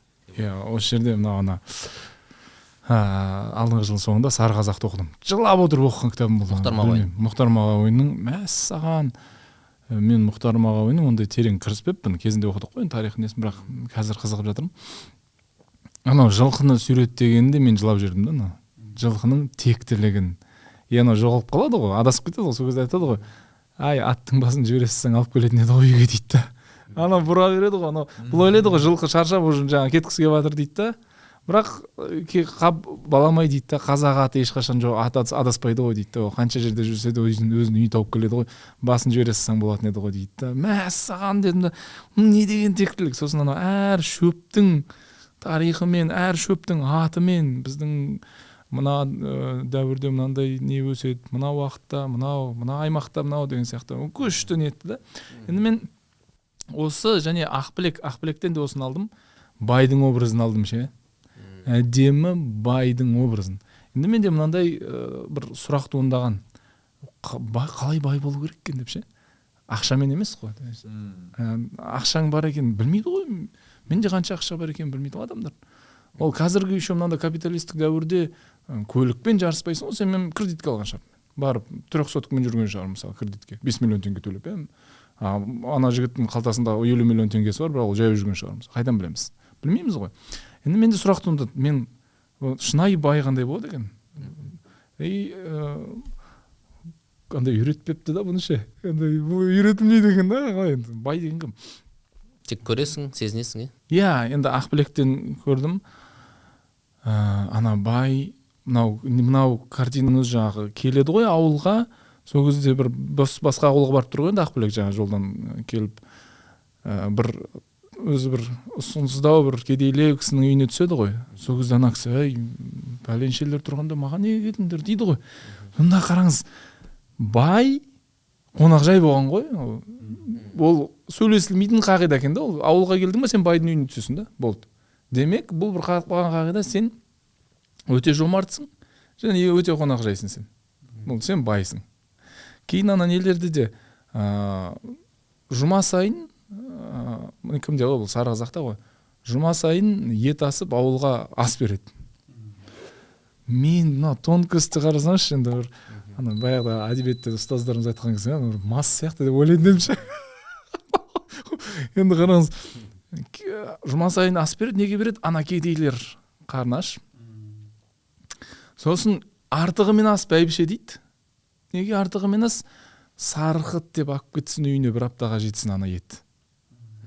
Енді сен, мә кедей, сен бейшара ет ал десең, намысына тиіп кетеді, алмайды. Бірақ сарқыт қой. Бұл біздің бір салт дәстүр ғой дейді, алып кетеді, бір аптаға жетеді. Көңіліне тимейді. Иә, көңіліне тимейді да. Ана бай байқап отырады екен ғой ауылда не болып жатқаны ше. Ана пәленше қиналып жүр нәрсе. Ана не жасайды, мысалы, жесір қалып қойған әйелді. Пәленше сені ал дейді анадан. Болды, ол сөйлесілмейді. Маған төрі ұнамайды, оның фигурасы онша емес деген әңгіме жоқ ғой жерде. Пәленше алады, екеуі бақытты өмір сүреді. Өйткені жесір қалмасын қызымыз, қазақтың қызы. Мен осыны енді түбіне жете алмадым, әрине көп қой оған несі, бірақ мына қағидалар маған нетті. Міне бай адам. Келін вагені жоқ оның, бірақ болуы да мүмкін. Бар болса да жаңағыдай нетсін. Көмектессін. Біздің қазір бір өте қалталы азаматтар бар, андасында жазады да. Азеке пәленше деген ініміз мынау әлемдік жарысқа барады, біз осындай бір көмек жасап жатырмыз, қосылған келсе деп ескертіп тұрады. Міне бай. Ол ешқайсы жариялап жатқан жоқ. Айтып жатқан жоқ. Біз едік қой деген жоқ. Ол кісіні көрмейсіз сіз. Ана жігіт те айтпайды оны. Бірақ ана артта бар. Неге бар? Менде бар, мен сізге көмектесем деген. Осы образды мен көркем әдебиеттен алдым. пока что мотивационный кітап таппадым, қалай бай болу керек деген ше. Ол жақта тек көп ақшаң болу керек деген таптым. А бірақ мына көркеге енді көкжиегі де бай болып тұр ғой. Көкжиегі бай, көңілі бай. Жалпы бай деген сөз өзі сол қазақтың ескі әдебиетінен номер 1 деген сөз екен ғой. Бай біше деген, бай бише, номер 1-ші бише. Яғни бай деген мысалы бәйтерек деген сияқты. Бәйшешек номер 1-ші шығатын. Сол кезде бай деген сол ауылдағы, сол жергілікті жердегі ең номер 1 адам ғой қысқасы. Бай деген сөз сол. Материалдық, әрине номер 1 болсаң, сенде материалды жағдайыңда номер 1 болады ғой. Соның бір побочный эффект та негізі ақша. Бірақ біз ақша жағынан келеміз да. Мына жақ фундамент болу керек. Одан кейін анау КСРО кезіндегі әдебиетте де кейбір шығармаларда байдың образын бізде сараң, бір сондай бір образды бір таңып, саясат ол.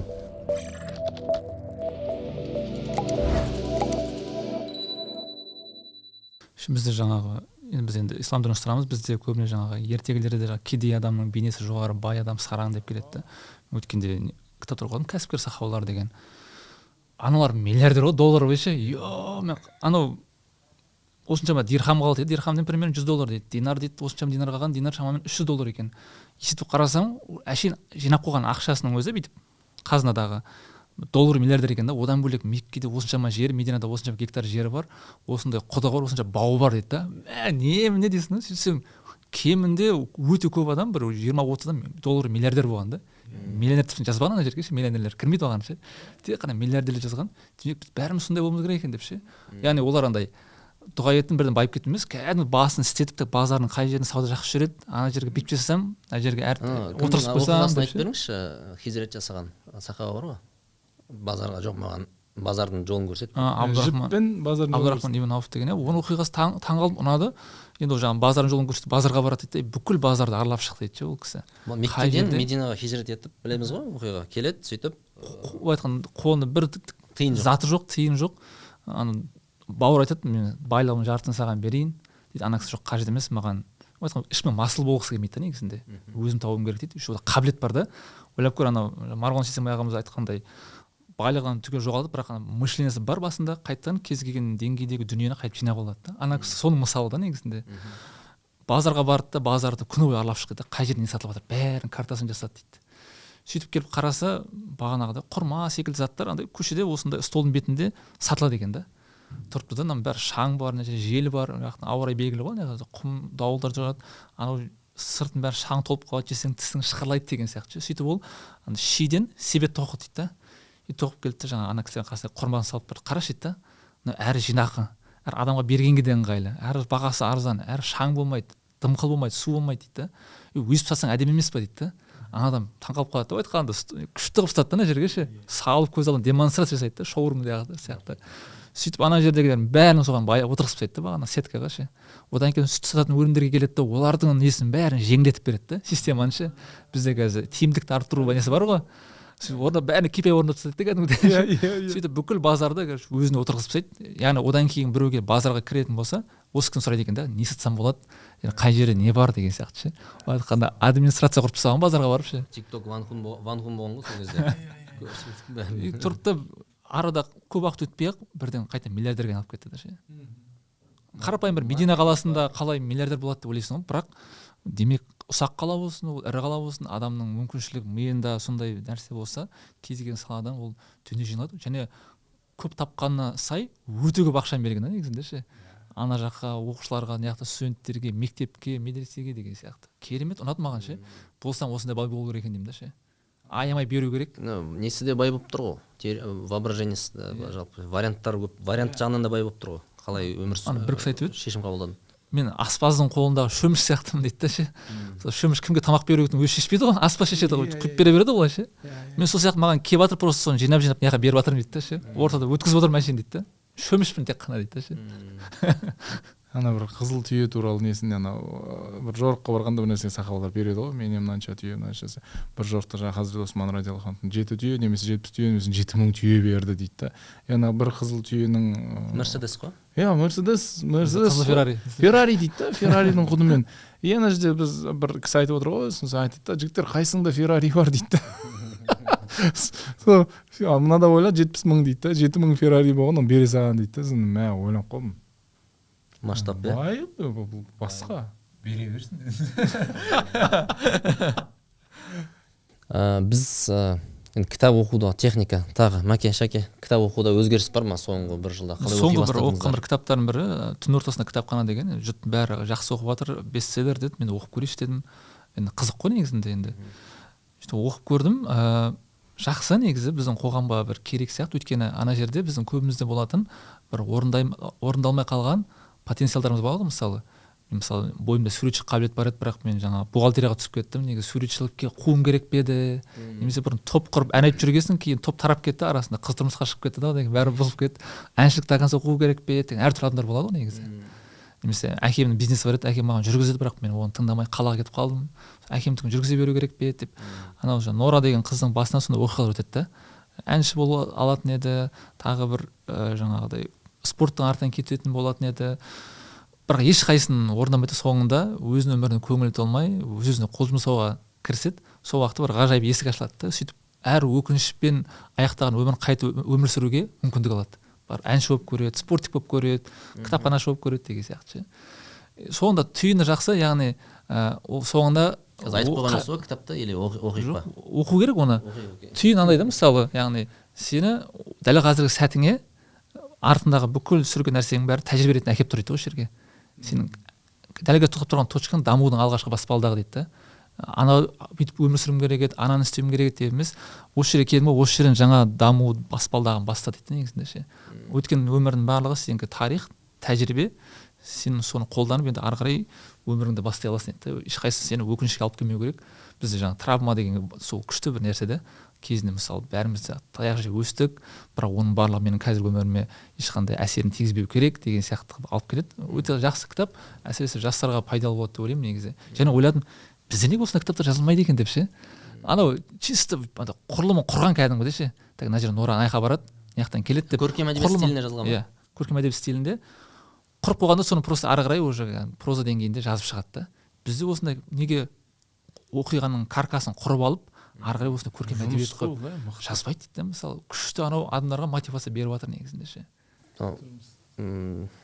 Жазбайды дегеннен енді кітап жазу туралы бәрімізге ортақ нәрсе, бәріміз де бір кітап жазған адамдармыз. Сол туралы айтсақ, қалай жазамыз, қалай жазып жатырмыз.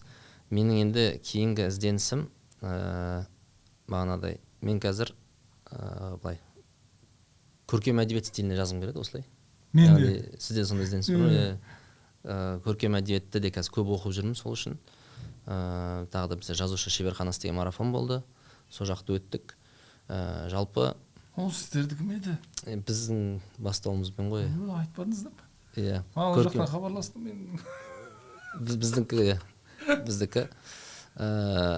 Сөйтіп сол жобаны жасаған кезде жалпы мен бір көркем новелла жаза алатынын түсіндім, новелла жазғым келетінін түсіндім. Сол үшін қазір енді сөздік қорың бар, бағанағы түрлі сценарийлер бар, соны зерттеп жатырмын. Яғни келесі кітабымды жазсам көркем әдебиет стилінде, кемінде терең көркем әдебиет болмаса да, бірақ осындай, мысалы батыстың кітаптары өте жақсы сол стилде жазылады да бір. Будышев кімде? Робин Шарма да сондай ғой. Монах, который продал свой Феррари, бір көркем әдебиет стилі бар ана жерде. Сол стилде жазғым келеді. Неге өйтіп жазғым келеді? Себебі мен оның әсер ету, ықпал ету, жалпы адамның санасына, мінезіне, сезіміне әсер ету тұрғысынан оның күші көп екенін білемін. Бұл нәрсені. Бірақ андай да кітап жазған адам ретінде, How to деген кітаптар дейді ғой. Оның да әсері бар, бірақ бір уақытша әсер сияқты көрінді маған ол. Ол санасына бір отыратындай бір нәрсе жазу керек. Сосын кейбір адамдардың фильтріне өтпей қалады ол. Өтпей қалады. Қойшы, не үйретесің маған? Мысалы 50-ден асқан кісі, осылар әйтеуір деп айту мүмкін да, иә. Іштен біліп туған осылар. Анау көркем әдебиет болса, ол кісі де оқып кетуі мүмкін. Сол тұрғыдан Азеке өзіңіз сен, мен деген кітап жаздыңыз. Күшті келе жатсыз негізі. Қазір білеміз. Есімдіктерді біз деген кітапты. Енді ол деген болу мүмкін, енді бұлан логика қарса. Осы триадамен бітірем-ау, мен сен бізбен. Ол деген айтып беріңізші, қалай бұл идея қалай пайда болды, кітаптарыңызды қалай жазасыз, бәріне деймін, лайфхактарына дейін, мысалы былай отырамын, түнде жазамын, күнде жазамын, қызық қой енді. Қалай жазылды бұл? мынандай болды. Бұл анау көп жаңа Қуаныш аға айтады ғой 600 кітаптың түйіндісі деп. Сол сияқты бір нәрсе болды. Енді 600 болмаса да ол кезде, бірақ мынау ұйқы туралы бірнеше кітаптың түйіндісі анау ше. Мен тұрдым да, мынау былай екен, давай қазақша қалай болады бұл? 4-те жұмыстан келгенде кешкі асың ішіп ал дейді. Біз Қазақстан 4-те жұмыстан келмейміз. Мен Европада өмір сүрген адам ретінде білем 4-те бітеді жұмыс. Бітті. Садикте бітті, банкта жабылады, бәрі жабылады. 4-тен кейін 10-ға дейін енді уақыт көп ше. Достарыңмен кездесіп, одан кейін келіп тренировка жасап, одан кейін отбасыңмен 1 сағат серуендеп, одан кейін барып 9-да ұйықтап қалсаң болады да. Өйткені 4-тен бастадың да енді. Бізде болмайды. Сосын мен айттым, давай осыны біз қазақша 6-7 дегенде диетологияда да солай ғой деп, оны түйіндеп сонда идея келді. Бір ағамыздың сөзі қатты әсер етіп кетті маған. Осында бір семинар болды. Сол жерде мен Азеке мына айтып жатқан нәрсең күшті ғой деді да. Сосын иә дедім, білім сен өте аз адамға айтып жатсың ғой бұны деді да. Қалай аз адам айтамын? Шақырған жердің бәріне барып жатырмын дедім ғой. Сосын жоқ, сен дәл қазір сен мысалы мына жерде біз 15 адамбыз дейді. Сен 15 адамға айттың да 2 сағатың жұмсадың дейді. Кітап шығарсайшы, кітабың сенің параллельно қазір бірнеше мың адам оқып отыруы мүмкін ғой деді. Ол бәрінен етеді. Сол жерде бұл идея болды. Сосын одан кейін енді бәлкім мен соны жаңағы таңдап жүріп естігенде шығармын, жаңағы кітап жазу керек деген әңгімелерді көп естіп кеттім. Одан кейін міне жаңағы 4:30-да тұрып алатыным бар. Мен бір уақыттар ше, мен анау бір досым айтқан еді, Азеке қуып баратсың ғой деп. Мен 3:45-те тұратын уақыттарым бар еді ше. Ана 15 минуттан артқа жылжыту деген эксперимент бар, істеп көргенмін өзіме. Работает. Анау 4:30-да ойна бастадым, 4:15 болды, 4 болды. Сол уақыттарда маған уақыт жетпейтін еді ше, күндіз уақыт жетпей қалады. Сон 4 болды, 3:45 болған күні досым жазған. Бір күні бүгін ұйықтамадым деп отпашты ше. Мүлдем ұйықтамаудың жолын тауып алдым деп отпашты ше. Сол кезде отырам, енді компьютерімді ашамын, енді ана бұл романтика ғой бір. Таңғы романтика. Иә, таңғы 4, ешкім жоқ. Сен отырсың, бейшаралар ұйықтап отыр. Сондай тәкаппарлық пен кіріссең де терезеден қарап қой. Мына халық не істеп жатыр деп па? Білмейді ғой бұлар деп. Ол кезде 9-шы қабатта тұрам, терезеден таудың көрінісі әдемі, сонымен отырам. Енді бір жүрмейді анау. Отырам, жазам, бірнеше сөйлем шығады, сосын күнделік жаза бастадым. Күнделіктерден де құрастырған жерлерім бар ше. Күнделіктеріне құрастырған. Сосын кішкене жазғаным бар. Одан кейін бірақ қалып қойды, біраз уақыт өтті. Кейін жаңағы Америкада жаңағы сабақта ана әйел айтты ғой. Істегің келіп жүрген, бірақ кейінге қалдырып жүрген ісіңді қазір баста деді. Сол жерде мен блокнотқа жаңағы алғаш сөйлемін жазғам. Содан кейін түйінделді ше. Бірақ жан-жақты жиналды. Жаңағы менің өткен сабақтарымның видеолары бар. Одан кейін жаңағы семинарларымның слайдтары бар. Сосын жаңа редактор бар, отырдық. Мынаны мысалы кейбір жерлерінде маған неге шығарып берші дедім. 1,5 сағаттық видео сабағым бар. Мен ана жерде білем, мен ол жерде махаббатпен өттім сабақты. Жазып берші маған текстпен. Отырып сосын талқылаймыз. Ол жазып келді, мына жерін алып тастайық, мынаны бүйтейік, мынаны сөйтейік деп. Кейбір кезде таңертең жүгіріп жүрген кезде, ол кезде жүгіретін едім. Бір келе жатамын, бір күшті ой келіп қалады. Музыка тыңдамасаң ғана келеді екен бұндай ойлар ше.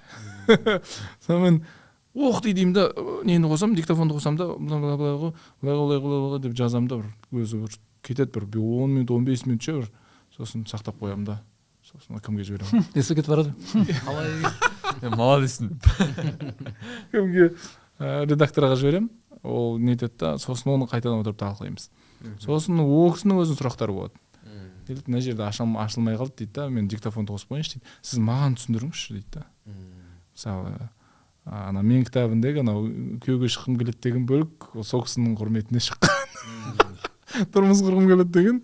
Ол кісі айтады да, мен мысалы осындай маған не айтар едіңіз дейді. Соны сол жерде жазғанбыз. Бұл екеуі сондай сен бір неден туындады техникалар, өзімнің тура менің істеген нәрселерім ғой. Бірінші жоспар құра бастадым, одан кейін ояна бастадым, одан кейін жүгіре бастадым, одан кейін мұның бәрі әдет болып кетті. Тура сол 4 этап, тура сол менің өмірімді ана жерге жазып бердім. Мен ол былай болды, менде адамдар айтты, Азеке, сен оқыдық, 40 күн жүгірдік, тастап кеттің, не болып кетті дейді. 6 ай ұйқымды реттедім, бірақ тастап кеттім деген сияқты. Сыртын ғана алған ғой. Менде сұрақ туындады, қалай сонда бұл не болды бір күні жаңағы өзім сабақ көріп отырып түк бір бұл да менде мынандай екен ше, қазір мойындаймын, жаңағы мен анау 15 минуттық сабақтан андай қиялдап кете алады екенмін ше, андай мынау былай ғой алдында вообще бір атеист кісінің сабағынан иман туралы сабақ алып алдым мен ше. Ол өзі білмейді оны. Өзі білмейді. тақуа екен деп қойса иманды арттырып жіберді. Иә, иманды арттырып жіберді. Кейін мен айтамын, мынаның айтып отқанның бәрі, бұл рух емес па деймін да. Біздің рухымыз осындай емес па деп. Сосын кейін бір имам жолдасым бар. Кәдімгі КМТ-ның сол кісіні шақырып, аға былай сызып берді. Десем, мынау Құранда бар ғой деді. Мынау бүйтіп айтсам бола ма деді. Болады деді. Болды, анау бүйтіп бір құрастырылады екен да. Мен сол бір айтайын бір 40 минуттық бір сабақ тыңдадым. Сосын тік өзі ана бір келді ше, ана бір пазлдар өйтіп бұдыңқ деді, сөздің пазлдар келді. Ана соңғы пазл құрылған кезде картинка жанды ше бүйтіп. Дух деп. Ох ты дедім, ана жерде менің алдымда линия тұрды ана ше. Мынау еріншек, себебі мынау, одан кейін мынау, одан деп. Осыны сызып шықтым. Ана менде идеяларын кейін әрине толықтырдық. Енді бізді сіз айтқан сияқты көркем қылып жазғым келіп жатыр ше. Бірақ бір минусы бар, өте ұзақ уақыт алады екен. Өте ұзақ уақыт. Сен мен менде қанша уақыт жаздыңыз әрқайсысын? Сен 2 жылдай болды, мен тез болды. Мен бір жыл шығар. Бір 8 ай ма. Бірақ маған тереңірек көрінді сенге қарағанда. Техникалар болғаннан кейін менде енді андай терең, сосын андай қалыңдау. Не содержательный дейді ғой, көп та. Сондай болып көрінді. Анда менге бір көбірек уақыт, күш жұмсалғандай бір сезім қалыптасты да. Менде андай картинка болды басымда ше. Тура осылай алып келу керек та, и соңында шешім беру керек деген схема болды. Сізде мынандай бір ішкі кедергілер болған жоқ па? Бізде көбі кітап жазатын адамдарда кедергі болады. Мен лайық емеспін ғой, мынаны кім оқиды, кішкентай болып қалды, беті аздау, 500 бет емес, әлі бұны айтуға ерте деген бір ішкі кедергілер болды ма? Болса қалай оны ысырдыңыз? Ол сенде көп болды да, сенде ше. Алғашқыда қойынды. Алғашқыда бір 4-5 ай редакциядан өтті анау. Сосын екеуміз кездесеміз, айтамын, ана жерін сызып тастаңызшы деймін, ұнамайды маған ана жер деймін. Сосын ол кісі жақсы ғой дейді, жүр алып тастаңыз, сымбатқаным алып тастаңыз деймін. Сосын тағы бір нәрсені алып тастаңыз деймін, ана жерде бір мақтаншақтық бар сияқты деймін, бір өзімді қара басым мақтап алып тастаңыз. Бір күні топ басыма тиді, ана кісі бүйтіп күлді да, Азамат мырза, мына кітап шықпайтын сияқты ғой деді. Сізге ұнамай баратыр ғой дейді, уақыт өткен сайын ұнамай баратыр ғой дейді. Содан ойладым, жоқ кетсін, болды, кеттік. Осы жерде шығады. Қате болса кейінгі басылымда реттейміз. Мысалы орфографиялық қателер болды, оны кейінгі басылымдарды реттедік деген сияқты. Сондықтан бірақ сеннен кейін мен мына нәрсені алып тастадым. Болды, менде андай не жоқ ше. Перфекционизмді кедергі ретінде қолданбаймын мен. Мен өзім перфекционист адам деп есептеймін. Әсіресе жаңағы бала шағам ауылға кеткен кезде үй тап-таза болады ше, тіпті анау аяқ киімдердің өзі ретпен тұрады ше, ыдыстардың өзі ретпен тұрады. Соны мен айтамын ғой, сендер жоқ қойсаңдар үй әдемі деймін ғой. Бірақ өзім перфекционист адам деп реттеймін, бірақ мен түзетпеймін. Осындай мысалы съемкада бір нәрседе бірінші кадр, қателесіп кетіппін ғой, негізі былай деп айтып кетсек те кете берсін деймін да. Сторис түсіргенде де солай. Қайырлы таң дейсің да, ой, сағат қарайсың 12:30. Қаяқтан қайырлы таңы әбет болыпты ғой деп өтіп кете береміз да. Ол да ана өшіріп, түзетіп қайдан ал енді достар деп ше, ондай жоқ. Сіз қайта күштіне үйреніпсіз анау. Көбі осы кедергі ғой. Перфекционизмі кедергі да. Өте көп уақыт алады екен. Бұл енді санадағы бір өзгеріс қой, программаны өзгерту ғой. Жалпы бізде кітапқа қатысты мынандай нәрсе бар біздің қоғамда ше. Кітапты тек бір сакральный дүние деп қарайды да. Мысалы кітаппен Құран кітаппен ассоциация болды ең басында, кітап деген кітаптың төбесінде. Сондықтан адамдар ойлайды, кітап деген бір қасиетті дүние, оны жазатын адамда қасиетті болу керек. Және оның қасиетіне коллективный одобрение берілу керек та. Әзекең қасиетті, ол қасиет деген үшеуміз де сүйенуіміз керек та. Тек мен қасиетті деп ойласам, сіздер екеуіңіз сенбесеңіздер, демек вердикт бұл кісінің құқығы жоқ деп шешім шығарамыз да, кітап жазуға. Бізде сондай коллективный мышление бар да қоғамда. Бірақ мен өзім былай қараймын. Мысалы кітап жазуға кім лайық деген сұрақ бар ғой. Дәл соны сөйлеуге кім лайық депті ауыстырсақ болады да. Екеуі бірдей болады. Мысалы бәрінің сөйлеуге құқығы бар ғой. Бірақ шарт бар, өзіне және өзгеге зиян тимесе. кітапта да сондай критерий болу керек деп санаймын. Әркімнің жазуға құқығы бар, кітап жазып шығарам десе жаза берсін, шығара берсін, өзіне және өзгеге зиян тимесе болды. Болу жазушылар көбейетін болды. Иә, жалпы соны жүрген жерімде айтамын. Сонымен Азеке анау кедергі, перфекционизмді кедергі ретінде көрмедіңіз, сосын мейлі бола берсін деп бастап кеттіңіз. Бастап кеттім, Менде кедергі болған лайфхактар деген кітап ең алғаш мынандай кішкентай жұмсақ мұқаба, кішкентай ғана не, соны шығаруда мен енді ақталу ма басқа ма, бірақ ана ниетті туралау ма деп әдемі жеткізуге болады шығар. Оны мен ойладым, бұны кемінде бағанада ойлар болды, кім оқиды, қазір білгішсініп жатырмын, бұны интернеттен өздері-ақ тауып алды ғой бұны нәрсені деп ше. Бірақ ойладым да мен бұны кемінде балам үшін жазайыншы. Мен мысалы балам ертең 15-ке толады, 25-ке толады, мен қанша ғұмырым қалған белгісіз деп бір әдемілеп ниетін туралап сөйтіп жазған кезде ананың шығуы тездеп кетті, кітаптың тездетіп кетті. Сөйтіп жаздық.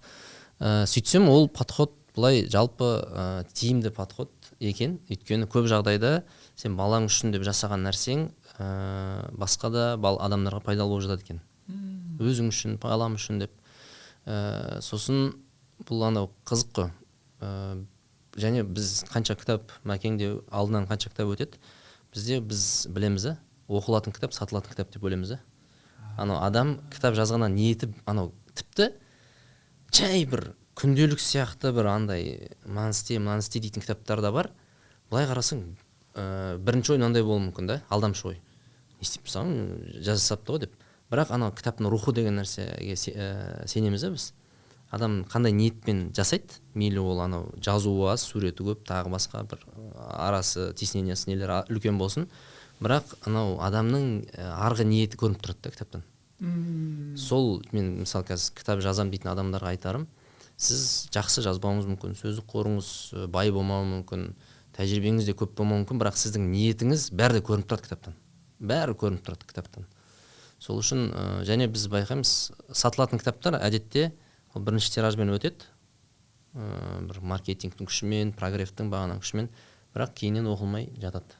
Мәкең жақсы біледі оны. Бірінші тираж маркетингпен, екінші тираж бірінші тиражбен сатылады. Өйткені ары қарай сарафанмен кетеді, неге жақсы кітап. Мысалы, Мұхаммед Тазабековтың «Еркем өмірің болсын көркем» деген кітабы бар. Мен енді оқыған жоқпын, қыздар ғана алған ғой, бірақ андай не туралы деп қарап көресің ғой, жалпы қалай жазған екен, қарасам айналайын, қарындасым, қызым деп андай келінім деп салған. Жақсы көріп жазған да ше.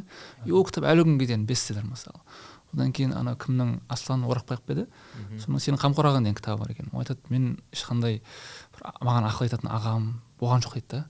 Мен енді қазір енді өзім іні қарындастарыма кезінде өзім алмаған сабақтарды айтқым келеді дейді да. Сөйтіп арнайы жарқыным, қалқам деп отырып не қылады, інім деп ше. Жазады, мен осындай болдым, сен бүйт деп андай.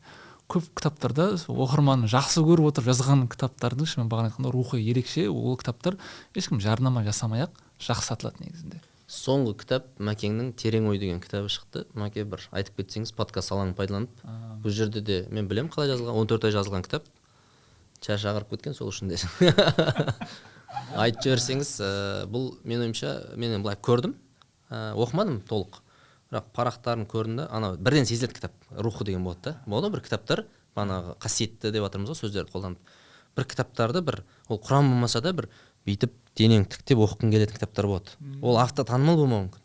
Дәретпен оқыңыздар бұл кітапты. Сол үшін жайлап төбе тұсынан шеңбер шығып отыр Мәкең. Кітаптың несі болады да, рухы деген нәрсе болады, ол бірден көрінеді. Бізге бұрын каллиграфияға қатысқанда бір ағамыз айтатын, сол негізі ең әдемі каллиграфия жазатындар тақуалар дейді да. Тақуалық деген рухани мәселе ғой. Яғни анау каллиграфия деген ол техникалар ғой, сурет саласың, ананы жазасың, сөйлеусің, әріптерді жазасың. Бірақ соның өзінде техниканың артындағы бір оны тек қана сезім деңгейінде түсінетін бір нелер болады. Суреттің рухы, кітаптың рухы деген сияқты. Терең ой қандай кітап? Қалай жазылды? Бұл енді Абайдың «Терең ой» деген біздің жаңағы 5 асыл ісінен шыққан нәрсе. Арабша тәфәккүр деп атаймыз, бірақ біз діни жағынан емес, бұны жалпы бүкіл қауымға арналған бір кітап ретінде жазылды. Бізде енді қаншама жастармен жолығамыз. Сұрақ қойыңдар, сұрақтарын байқайсың, мысалы біреу өзінің мысалы өміріне риза емес, неге мен әке-шешем бай болмады, неге мен көзім қысық, неге мен мұрным үлкен, неге мен осындай болмадым, неге бойым ұзын болмады дейді. Немесе көп адамдар құтқару үшін сырттан күтіп жүреді да ше. андай бір ғажайып сырттан іздеп жүреді, білмеймін, бір жерден арқасында жаңағы алла деген жаздар қозы туса соған қуанып шығар да. Бірақ негізгі бүкіл құпия кілттердің барлығы өзіңнің бойыңда, бүкіл ғажайып сенің өзіңнің бойыңда, сен ең құрметті жаратылысың деп. Ана мысалы біз бағана көзі қысық адамға көздің ішінде бүкіл функцияларын ашып түсіндіруге тырыстым да. Көздің ішінде қанша миллион жасуша бар, қанша қабық бар. Ол не үшін мысалы біздің кірпігіміз қара түсті? Өйткені ол жарықпен шағылысқан уақытта жарықты қара түс көбірек өзіне тартады. Сол арқылы біздің көзіміз жақсырақ көреді мысалы. Және ол сенің кірпігің айқасса да көріп тұрасың да. Өйткені сол арқылы шаң бірдеңе кіріп жатса да сен көзіңнің кірпіктерін айқастырып жүре аласың. Сенің көзің осындай, сен оны қысық деп сен оны төмен түсірме. Сенің көзіңді өте махаббатпен, шеберлікпен жасаған, сен сондай көзің иесісің, және сені сөйтіп жасаған жоғарыдағы ұлы шеберге деген сенің құрметің артсын деп адамның өзінің қадірін арттыруға бағытталған еңбек негізінде.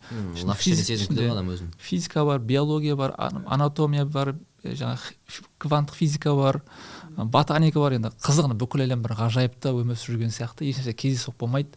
Өмірінде болған түрлі бір ауырып қалу, жолың болмай қалу, оның барлығының артында хикметі бар. Оның бәрі сені тәрбиелеу үшін деген секілді. Айтқанда бір сөзбен қорытындылағанда, кітапты оқыған адам өзін өте қадірлі сезінеді да. Мен ең көркем түрде жаратылған бір адам деген атқа ие нәрсе екен, менің бір миссиям бар екен деген секілді. Ғылыми сөздер өте көп, сонысымен тартымды. Квант, бір нәрсе, еще кітаптар сондай оқыдыңыз, адамның несі, анатомиясы, қысқасы. Өте үлкен жауапкершілік болды, өйткені терең ой деген аттың өзі өте үлкен жауапкершілік. Өйткені мынау кім өзінше терең ойды адам екен деп сынап оқиды ғой негізінде. Бірақ менің оқырмандарым осы кітапты оқыған уақытта алатын нәрсесін маңызға алдым да. Өйткені қанша інілерім бар, қарындастарым бар, арасында көп естиміз, өзіне қол жұмсап жатқандар бар, қызымен жігітімен ұрысып қалып тастайтындар бар, оқуға түсе алмай қалса тастайтындар бар. Мысалы өздерін онда оқыр көбейіп кетті, олар жаңағы өздерін тым қадірсіз, бағасыз сезінеді. Сол нәрсенің бір алдын алып, осындай бір жауапкершілік пайда болды да. Мен оны бүйтіп дай осындай кітап жазайын деп емес, просто өзіңе бір күні құрт түседі, ішіңе дерт түседі. Ол дерт или кітап болып шығады, или шықпайды да мүлдем ше. Жазып құтылуым керек деген сияқты. Толстойдың сөзі бар ғой, кітапты қай кезде жазу керек дегенде, ол кісі айтады, кітап жазбау мүмкін емес кезде жазу керек деп. Жазбау мүмкін емес деген бір пределге келесің ғой. Сол кезде сен жазасың дейді да. Біз қалай, ізденіс қалай болып отыр? Бізден тура жаңағы Мәкен айтпақшы, менде былай болды. Бір мотивациямен кірістім. Жазып тастаймын. Жаңағы қарым-қатынас туралы ғой. Үйленуге дейінгі кезең, үйленгенден кейінгі кезең, одан кейін кезеңдер бар. Және бала тәрбиесін сәл-сәл неткім келді. Бірақ осыдан бір 2 ай ма 3 ай бұрын жаңа редактормен кездесіп айтқаным бар ше. Қиын екен мынау деп ше, ауыр екен мынау деп. Ана зерттеген сайын, тереңдеген сайын бұл тақырыптың тым ауыр екенін түсініп жатырмын да. Қорқынышты болып жатыр. Бірақ әрине енді бір өз бір сәті болады, әдемі бір несі келеді, бірақ жауапкершіліктің ауыр екенін сезіп жатырмын да. Мысалы Ұлан ағаймен кездесіп қалып айтып отырмын, аға осындай қазақ әдебиетіндегі отбасы институтын қайдан таба аламын? Мындай нәрселер айтты да, дедім да. Бұл мынандай кітап жоқ та, мысалы ана Ақнеке деген, или білмеймін, қазақ отбасы деген кітап жоқ. Бірақ мысалы Мұхтар Мағайынов мынаны ал, Мұхтар Әуезовтен мынаны көрсең болады, Абай жолында мынау бар, мына жерде мынау бар, анау Ұлпанның рөлін қара, ана пәленшенің рөлін, Гүлбаршынның рөлін қара деген сияқты оқты деп қалыптасады. Біраз ауқымды екен, бұны жаңағы мен андай немен жазғым келіп жатыр. Көркеммен, оқиға, бірнеше оқиғалар желісі артында жаңа инструмент беріп кетуге болады оқырманға ше. Бұл қызық болады. Сонысымен одан самай қиын болып кеткен көреміз. Бізде Асхат Абжанов, қателеспесем, Мой маленький учитель дегені бар. Оның қазақшасын аударды. Сосын екінші кітабы шықты ғой, қарым-қатынас туралы. 5 последних встреч деген. Асхат Абжанов өзі енді отбасылық коуч қой, бала тәрбиесіне де қатысты нәрселер айтып жүр. Маған ұнады. Кішкентай кітабы бар, 2 кітабы бар, бір-бірін жалғасы, және ол жерде өзінің қызымен диалогын бірақ андай қылып оқиға несінде бір оқиғалар желісі ретінде келтіреді. Өзінің қызымен болған. Сосын әйелімен сөйтіп жалғастырады да, ол өте күшті бір бағыттау болды деп ойлаймын. Өзінің айтып жүрген нәрселерін, семинарларын, бірақ сондай бір көркем нәрсеге орап ұсынып отырды оқырманға. Өте әдемі подход, және көп кітап солай жазылса күшті болар еді. Негізі бізден қазір кітап көп деп шығып жатыр ғой. енді бұл саланың өркендеуіне сын қажет болып тұр.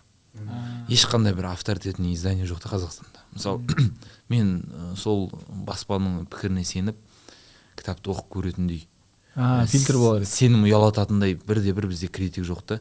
Өйткені біреулер тек жақын аралас болғаннан кейін мақтайды, немесе біреулер бұрын бір жерде бір нәрсені бөлісе алмағаннан кейін даттайды да. Ешқайсы екеуі де объектив емес. Ол одан кітап салғысы ұтпайды. Сондықтан бір келесі кезең осы бір жақсы сыншылар. Әдеби сыншылар ма? Әдеби сыншы жалпы мысалы сіз жаңа айттыңыз ғой, сен мен менің айырмашылығы мен туралы пікіріңіз жақсырақ болды. Бірақ бұны сын есіммен емес, нақты детальмен. Қай сәтте тек сын әсірелеу сын есімді қолданумен шектелмей, жалпы нақты деректермен келтіріп, үзіндермен келтіріп сын жазылса, ол кітаптың тарауына ары қарай да көмектеседі. Бұл мен ойымша бұлар эволюциялық келесі қадамдар сияқты. Иә, келеді. Өйткені қазақ тілінде мотивациялық кітап деген бұрын соңды болмаған ғой. Ол енді жазылып жатқандықтан және мен ойымша көп жазыла берген дұрыс.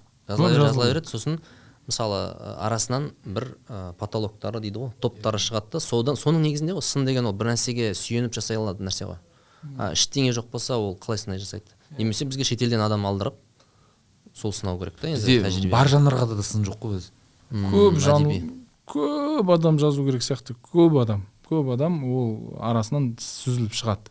Қалатындары қалады.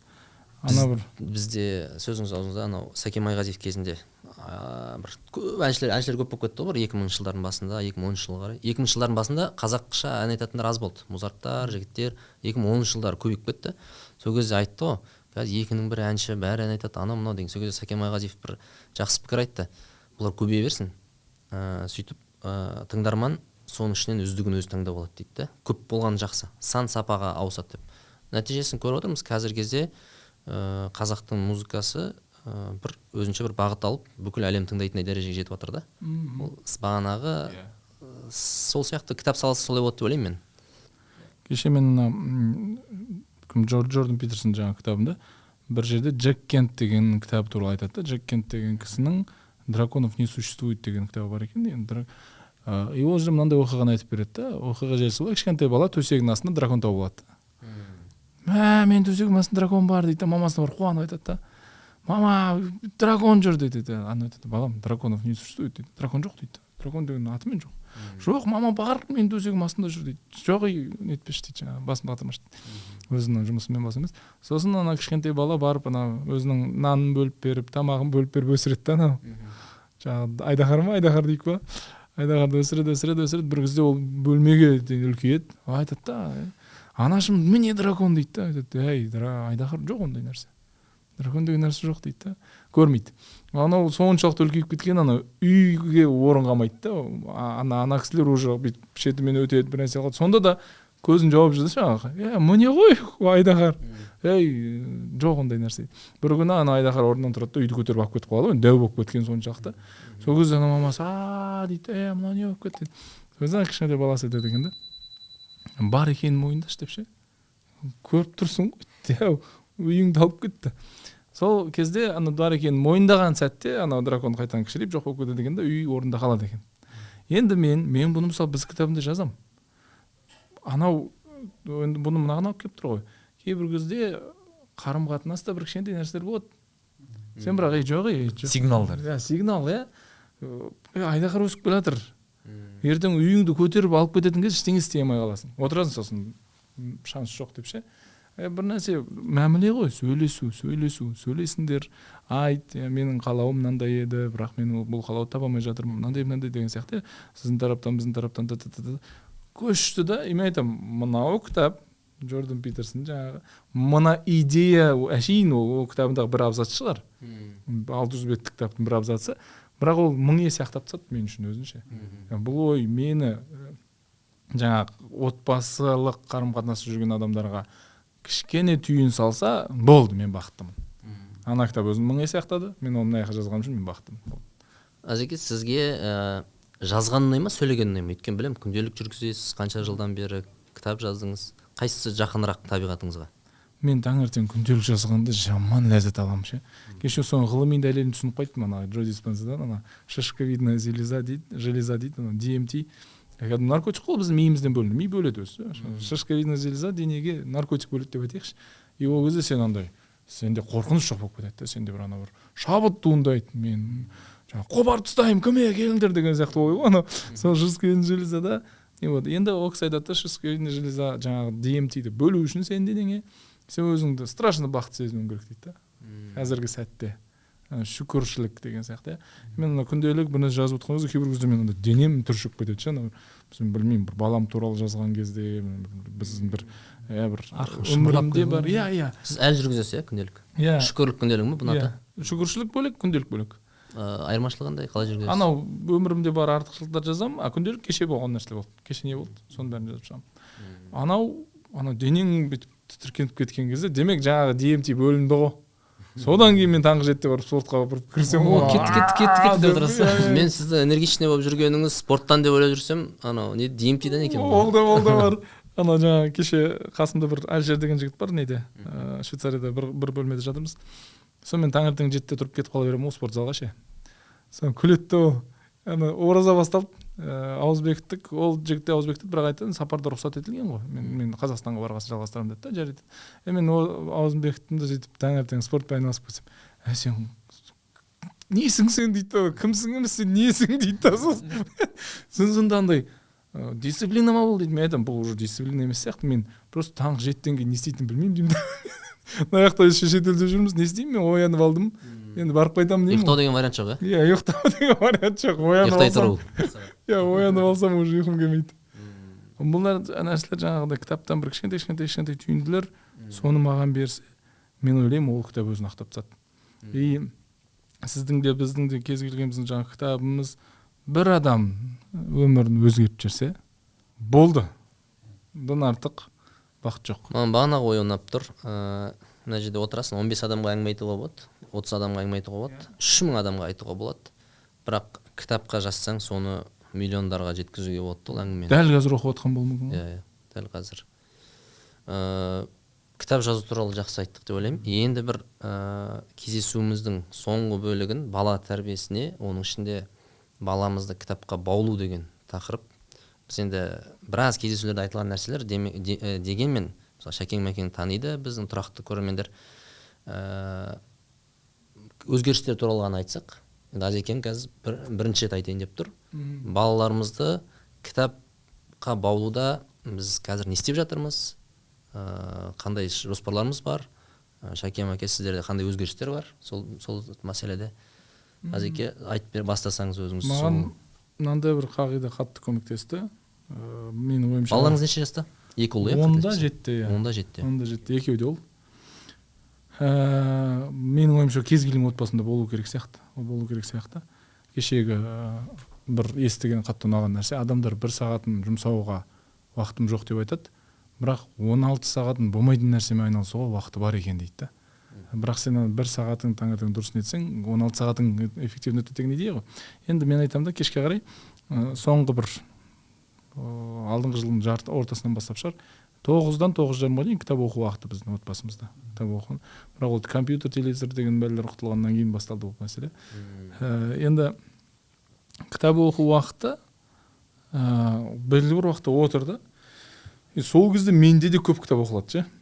Ана үйде отырып, бірақ біз бұны отбасымызбен жұмыс деп қарадық та, андай барлығы тоқтайды. Тіпті келіншегім ыдыс жуып жатса да ыдысыңды кейін жалғастырасың. Қазір бізде кітап оқу уақыты деген. Енді жай ғана 30 минут қой. Былай қарасаң қатты бір не емес сияқты. Бірақ 30 минут деп жүріп қана, мысалы үлкен ұлым алдында келді, 5 кітап бітіріп тастаған да осы жылда.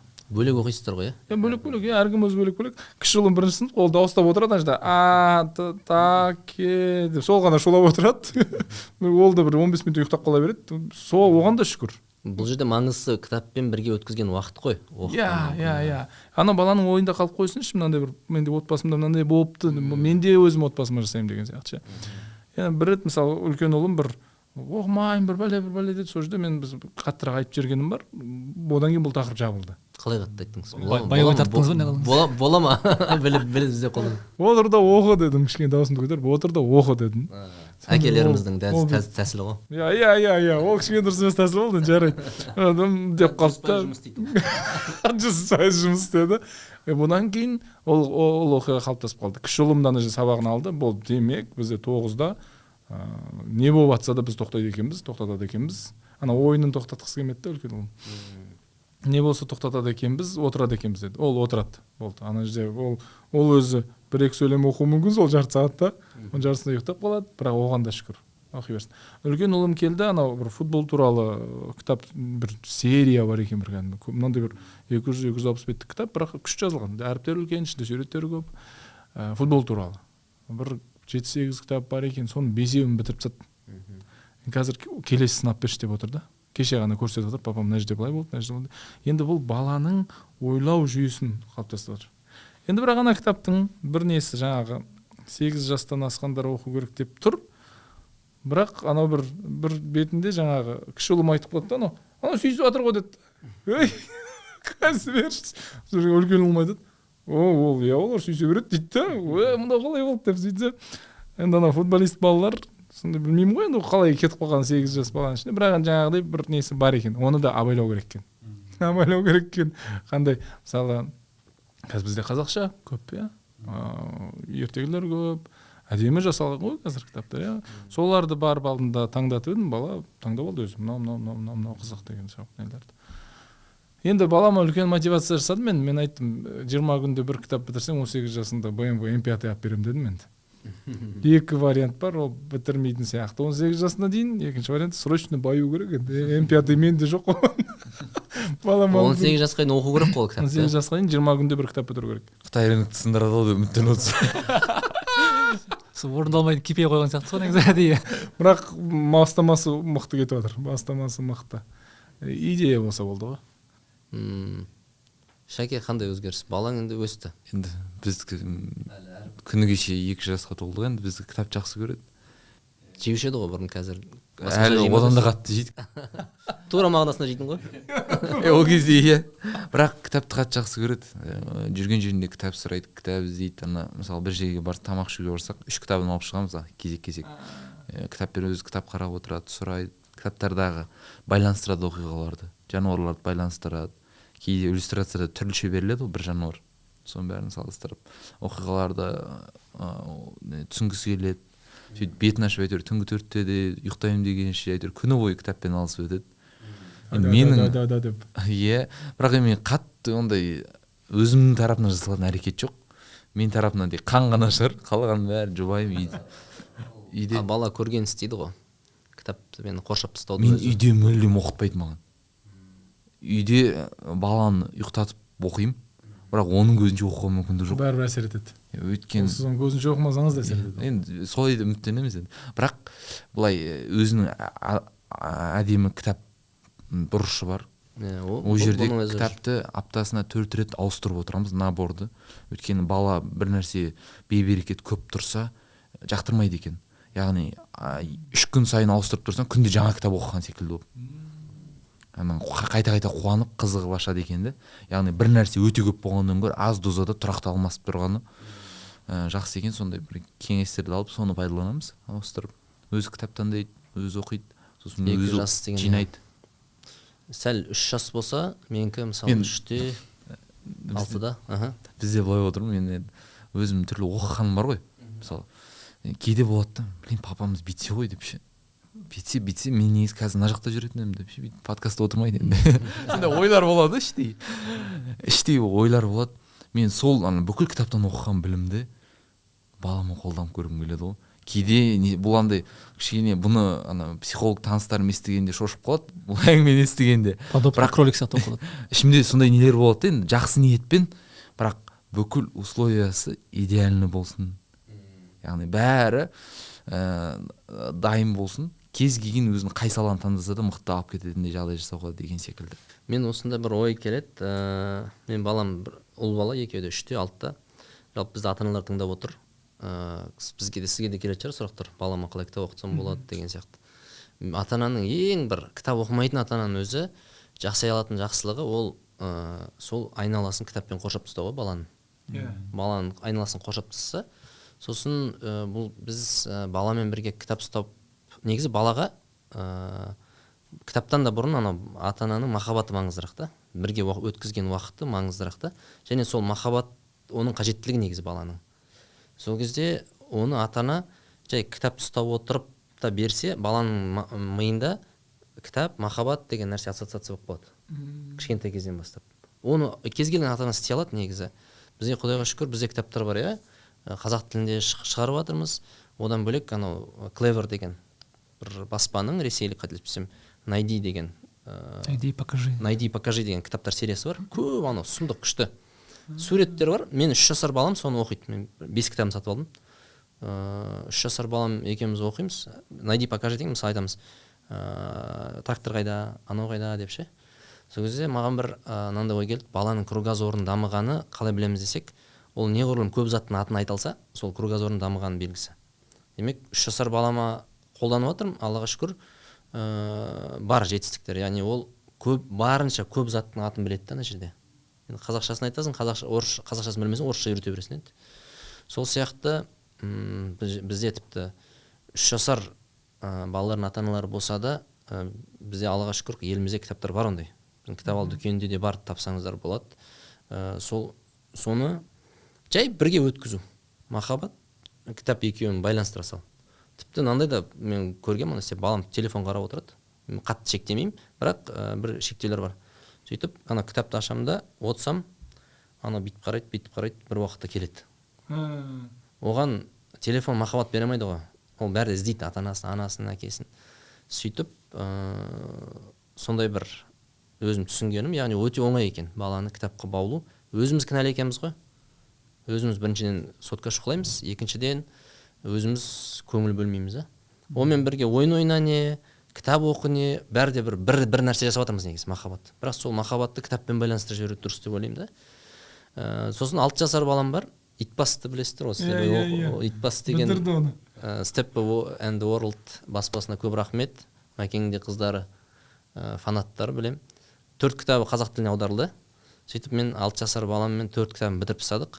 Сөйтіп қарасақ, анау ағылшын тілінде негізі 12 том екен.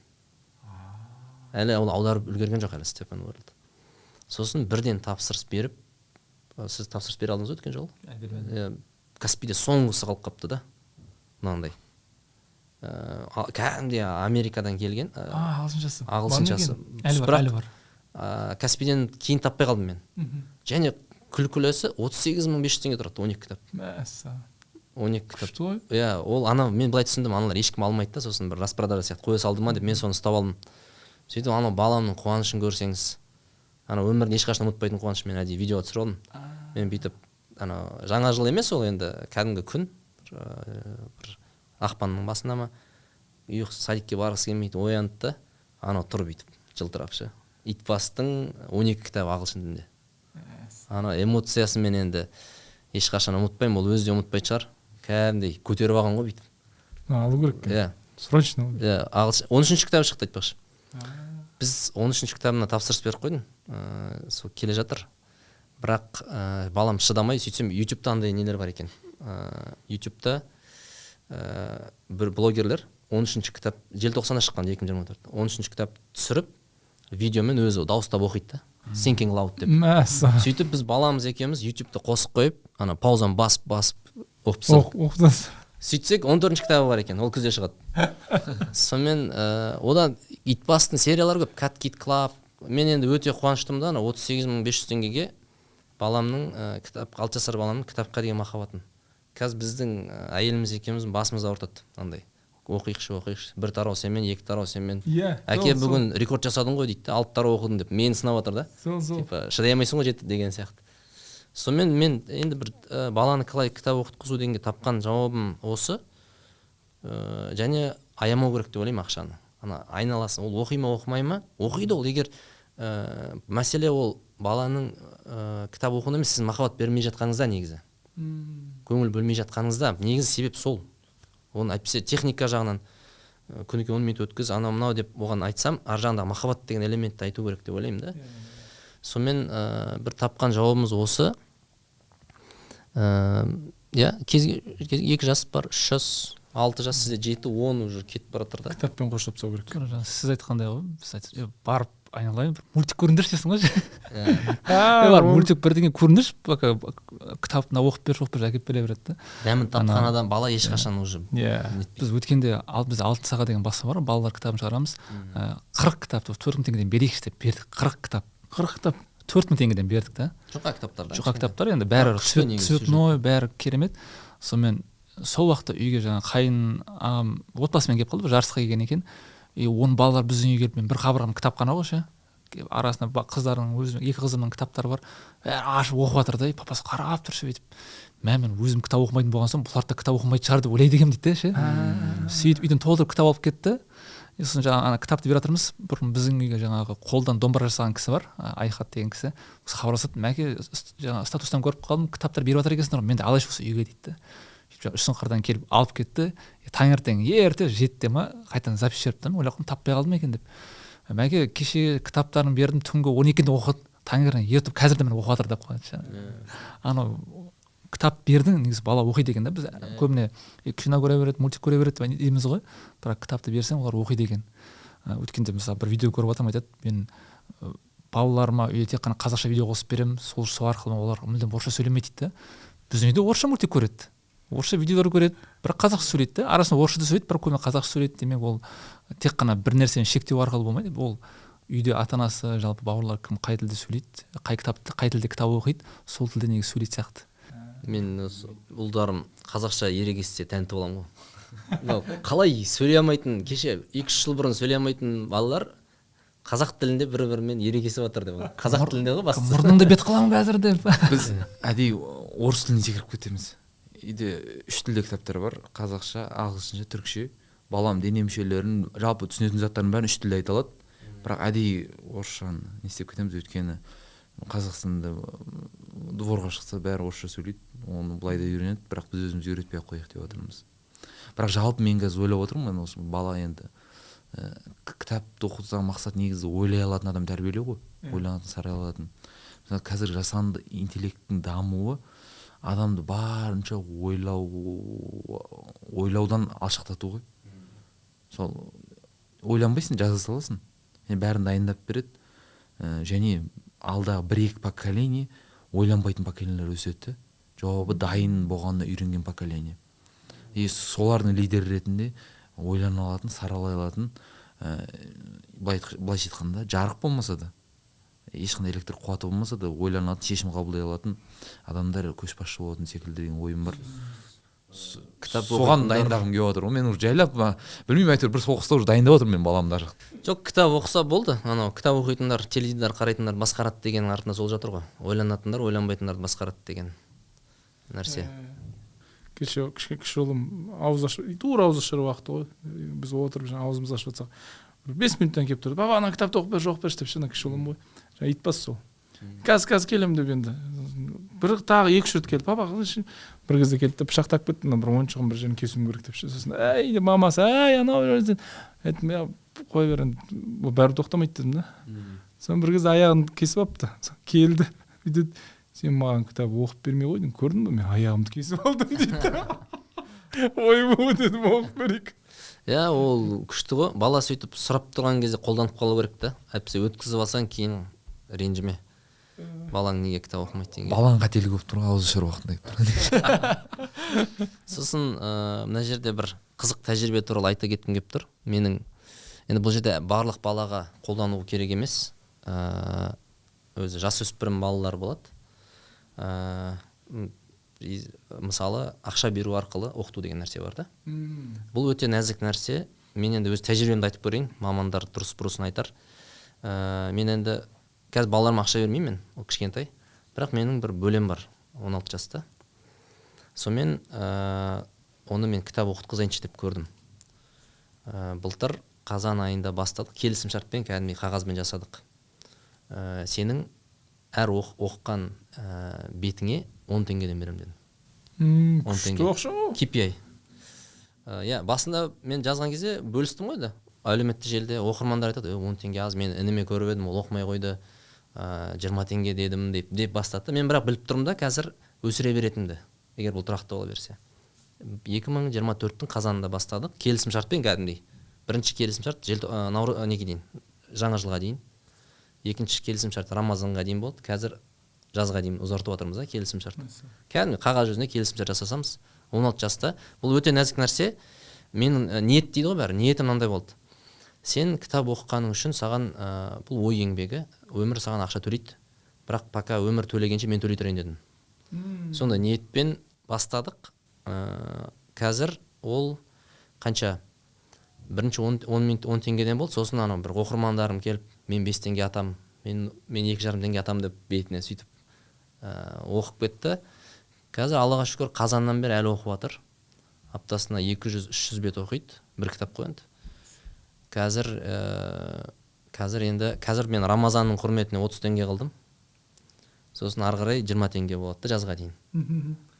Бұл қыз бала ма, ол ма? Ұл ғой. Ұлға өзі де ана KPI ғой. KPI дұрыс қойдым деп ойлаймын. Сөйтіп біраз кітап оқып тастады енді. Біраз дегенде санын есептеу, бет санын да енді есептеу. Менде бәрі тұр. Қанша теңге тапсын айтсаңшы. Ол былай тапты ғой. Басқалар қызық болады сол. Атқан ақшалар желінбей жетсе бұл жерде қаржылық таза тапқаны 55 мың теңге болды. Бірақ бұл тапқаны ол жағы да инвестиция жасады ғой. Мен анау қаржы қағидаларын басатын кезде айттым, сенің мынау тапқан ақшаң сол сәтте желтоқсанда тапқан ақшаң 21 кітапты басуға жетіп тұр екен. Давай сол сенің тапқан ақшаңды инвестиция қылайық, сосын сол 21 кітапты сатайық сенің көзінше. Сонда X3, X4 кәдімгі акционер ғой сіздің. Иә. Қазір менен сұрап жүр енді, қашан келесі кітап қашан басасыз деп. Мен инвестиция жасаймын дей ма? Иә. Ол ақшаны сақтауды және көбейтудің несін дәмін татып алды 16 жасында. Енді мен қуанам. Яғни қазір 55 мың тапты ғой, не бойынша. Бірақ по факту ода 55 мың емес, 88 мың ба, 90 мың ба сондай. Енді бірақ ол андай ғой, ол 90 мың деген менде жатқан ақшасы. Ана жеп тастағандары бар еще өздерін, бірақ ол андай бір. Өткен жолы мысалы маған ақша жіберіңізші дейді, мен оны салып қойдым дедім да счетқа. Онда давай 2 күн оқы, сосын берем дедім. Күзде барнилер шегереміз деп қойсаңшы. Сонымен бұл тәжірибе енді мен қанша болды? 5-6 ай болды. 16 жасар ұл балаға менің жағдайымда жұмыс істеді. Қанша білім алды кітаптың? 16 емес, 6 десеңші. 16. Апта. Ай сан 6, иә. 16 емес қой баласын жасы. Жоқ, мен балам емес. Бөлесі. 16 жастағы не? Мен сіздің 6 жасар балаңыз деп. Жалпы айтайын деген, мен бұны қызық тәжірибені көрем жазға дейін істеп. 10 класс қой енді. Мамандық таңдайды. Инвестицияны үйренеді. Сонымен енді бір 20 жасқа дейін, 25-ке дейін бір үй алып жатса, анау көз алдында болған история болып отыр ғой. Бәлкім өз ұлдарыма сол жасқа келгенде жасарым бір нәрсе сондай. Бірақ қазір өте нәзік нәрсе, қайталап айтылам. Кішкентай балаға бізде жасайды сондай кейбір 7 жасар, 10 жасар балаларға мен ойымша керек жоқ. Өйткені сол жасөспірім кезде адамға ақша керек болды, өз ақшасы. Сондай ниетпен беру керек деп ойлаймын да. Мен саған бұл ой еңбегі деп. Жақсы, Азеке, рахмет сізге келгеніңізге. Ұнады ма подкаст? Күшті. Бұл жол тек кітап туралы айттық. Бұл эксклюзив подкаст деп ойлаймын, өйткені басқа жерде сіз тек кітап туралы қозғалған. Иә, айтпадық. Бізде ашылдық деп ойлаймын. Мәке, Шаке, рахмет. Құрметті көрермен, парақшамызға жазылып қойыңыз. Көпшілігіңіз жазылмай қарайды екенсіздер. Бізде өзіміздің еңбегіміздің бір көрінісін көргіміз келеді. Ол оқырман саны, лайк саны, пікір саны. Сол үшін келесі подкасттарда кездескенше бар болғандарыңызға рахмет, бізді қолдап жүргендеріңізге рахмет. Азеке, тағы да рахмет сізге. Рахмет. Шақырғандарыңызға рахмет.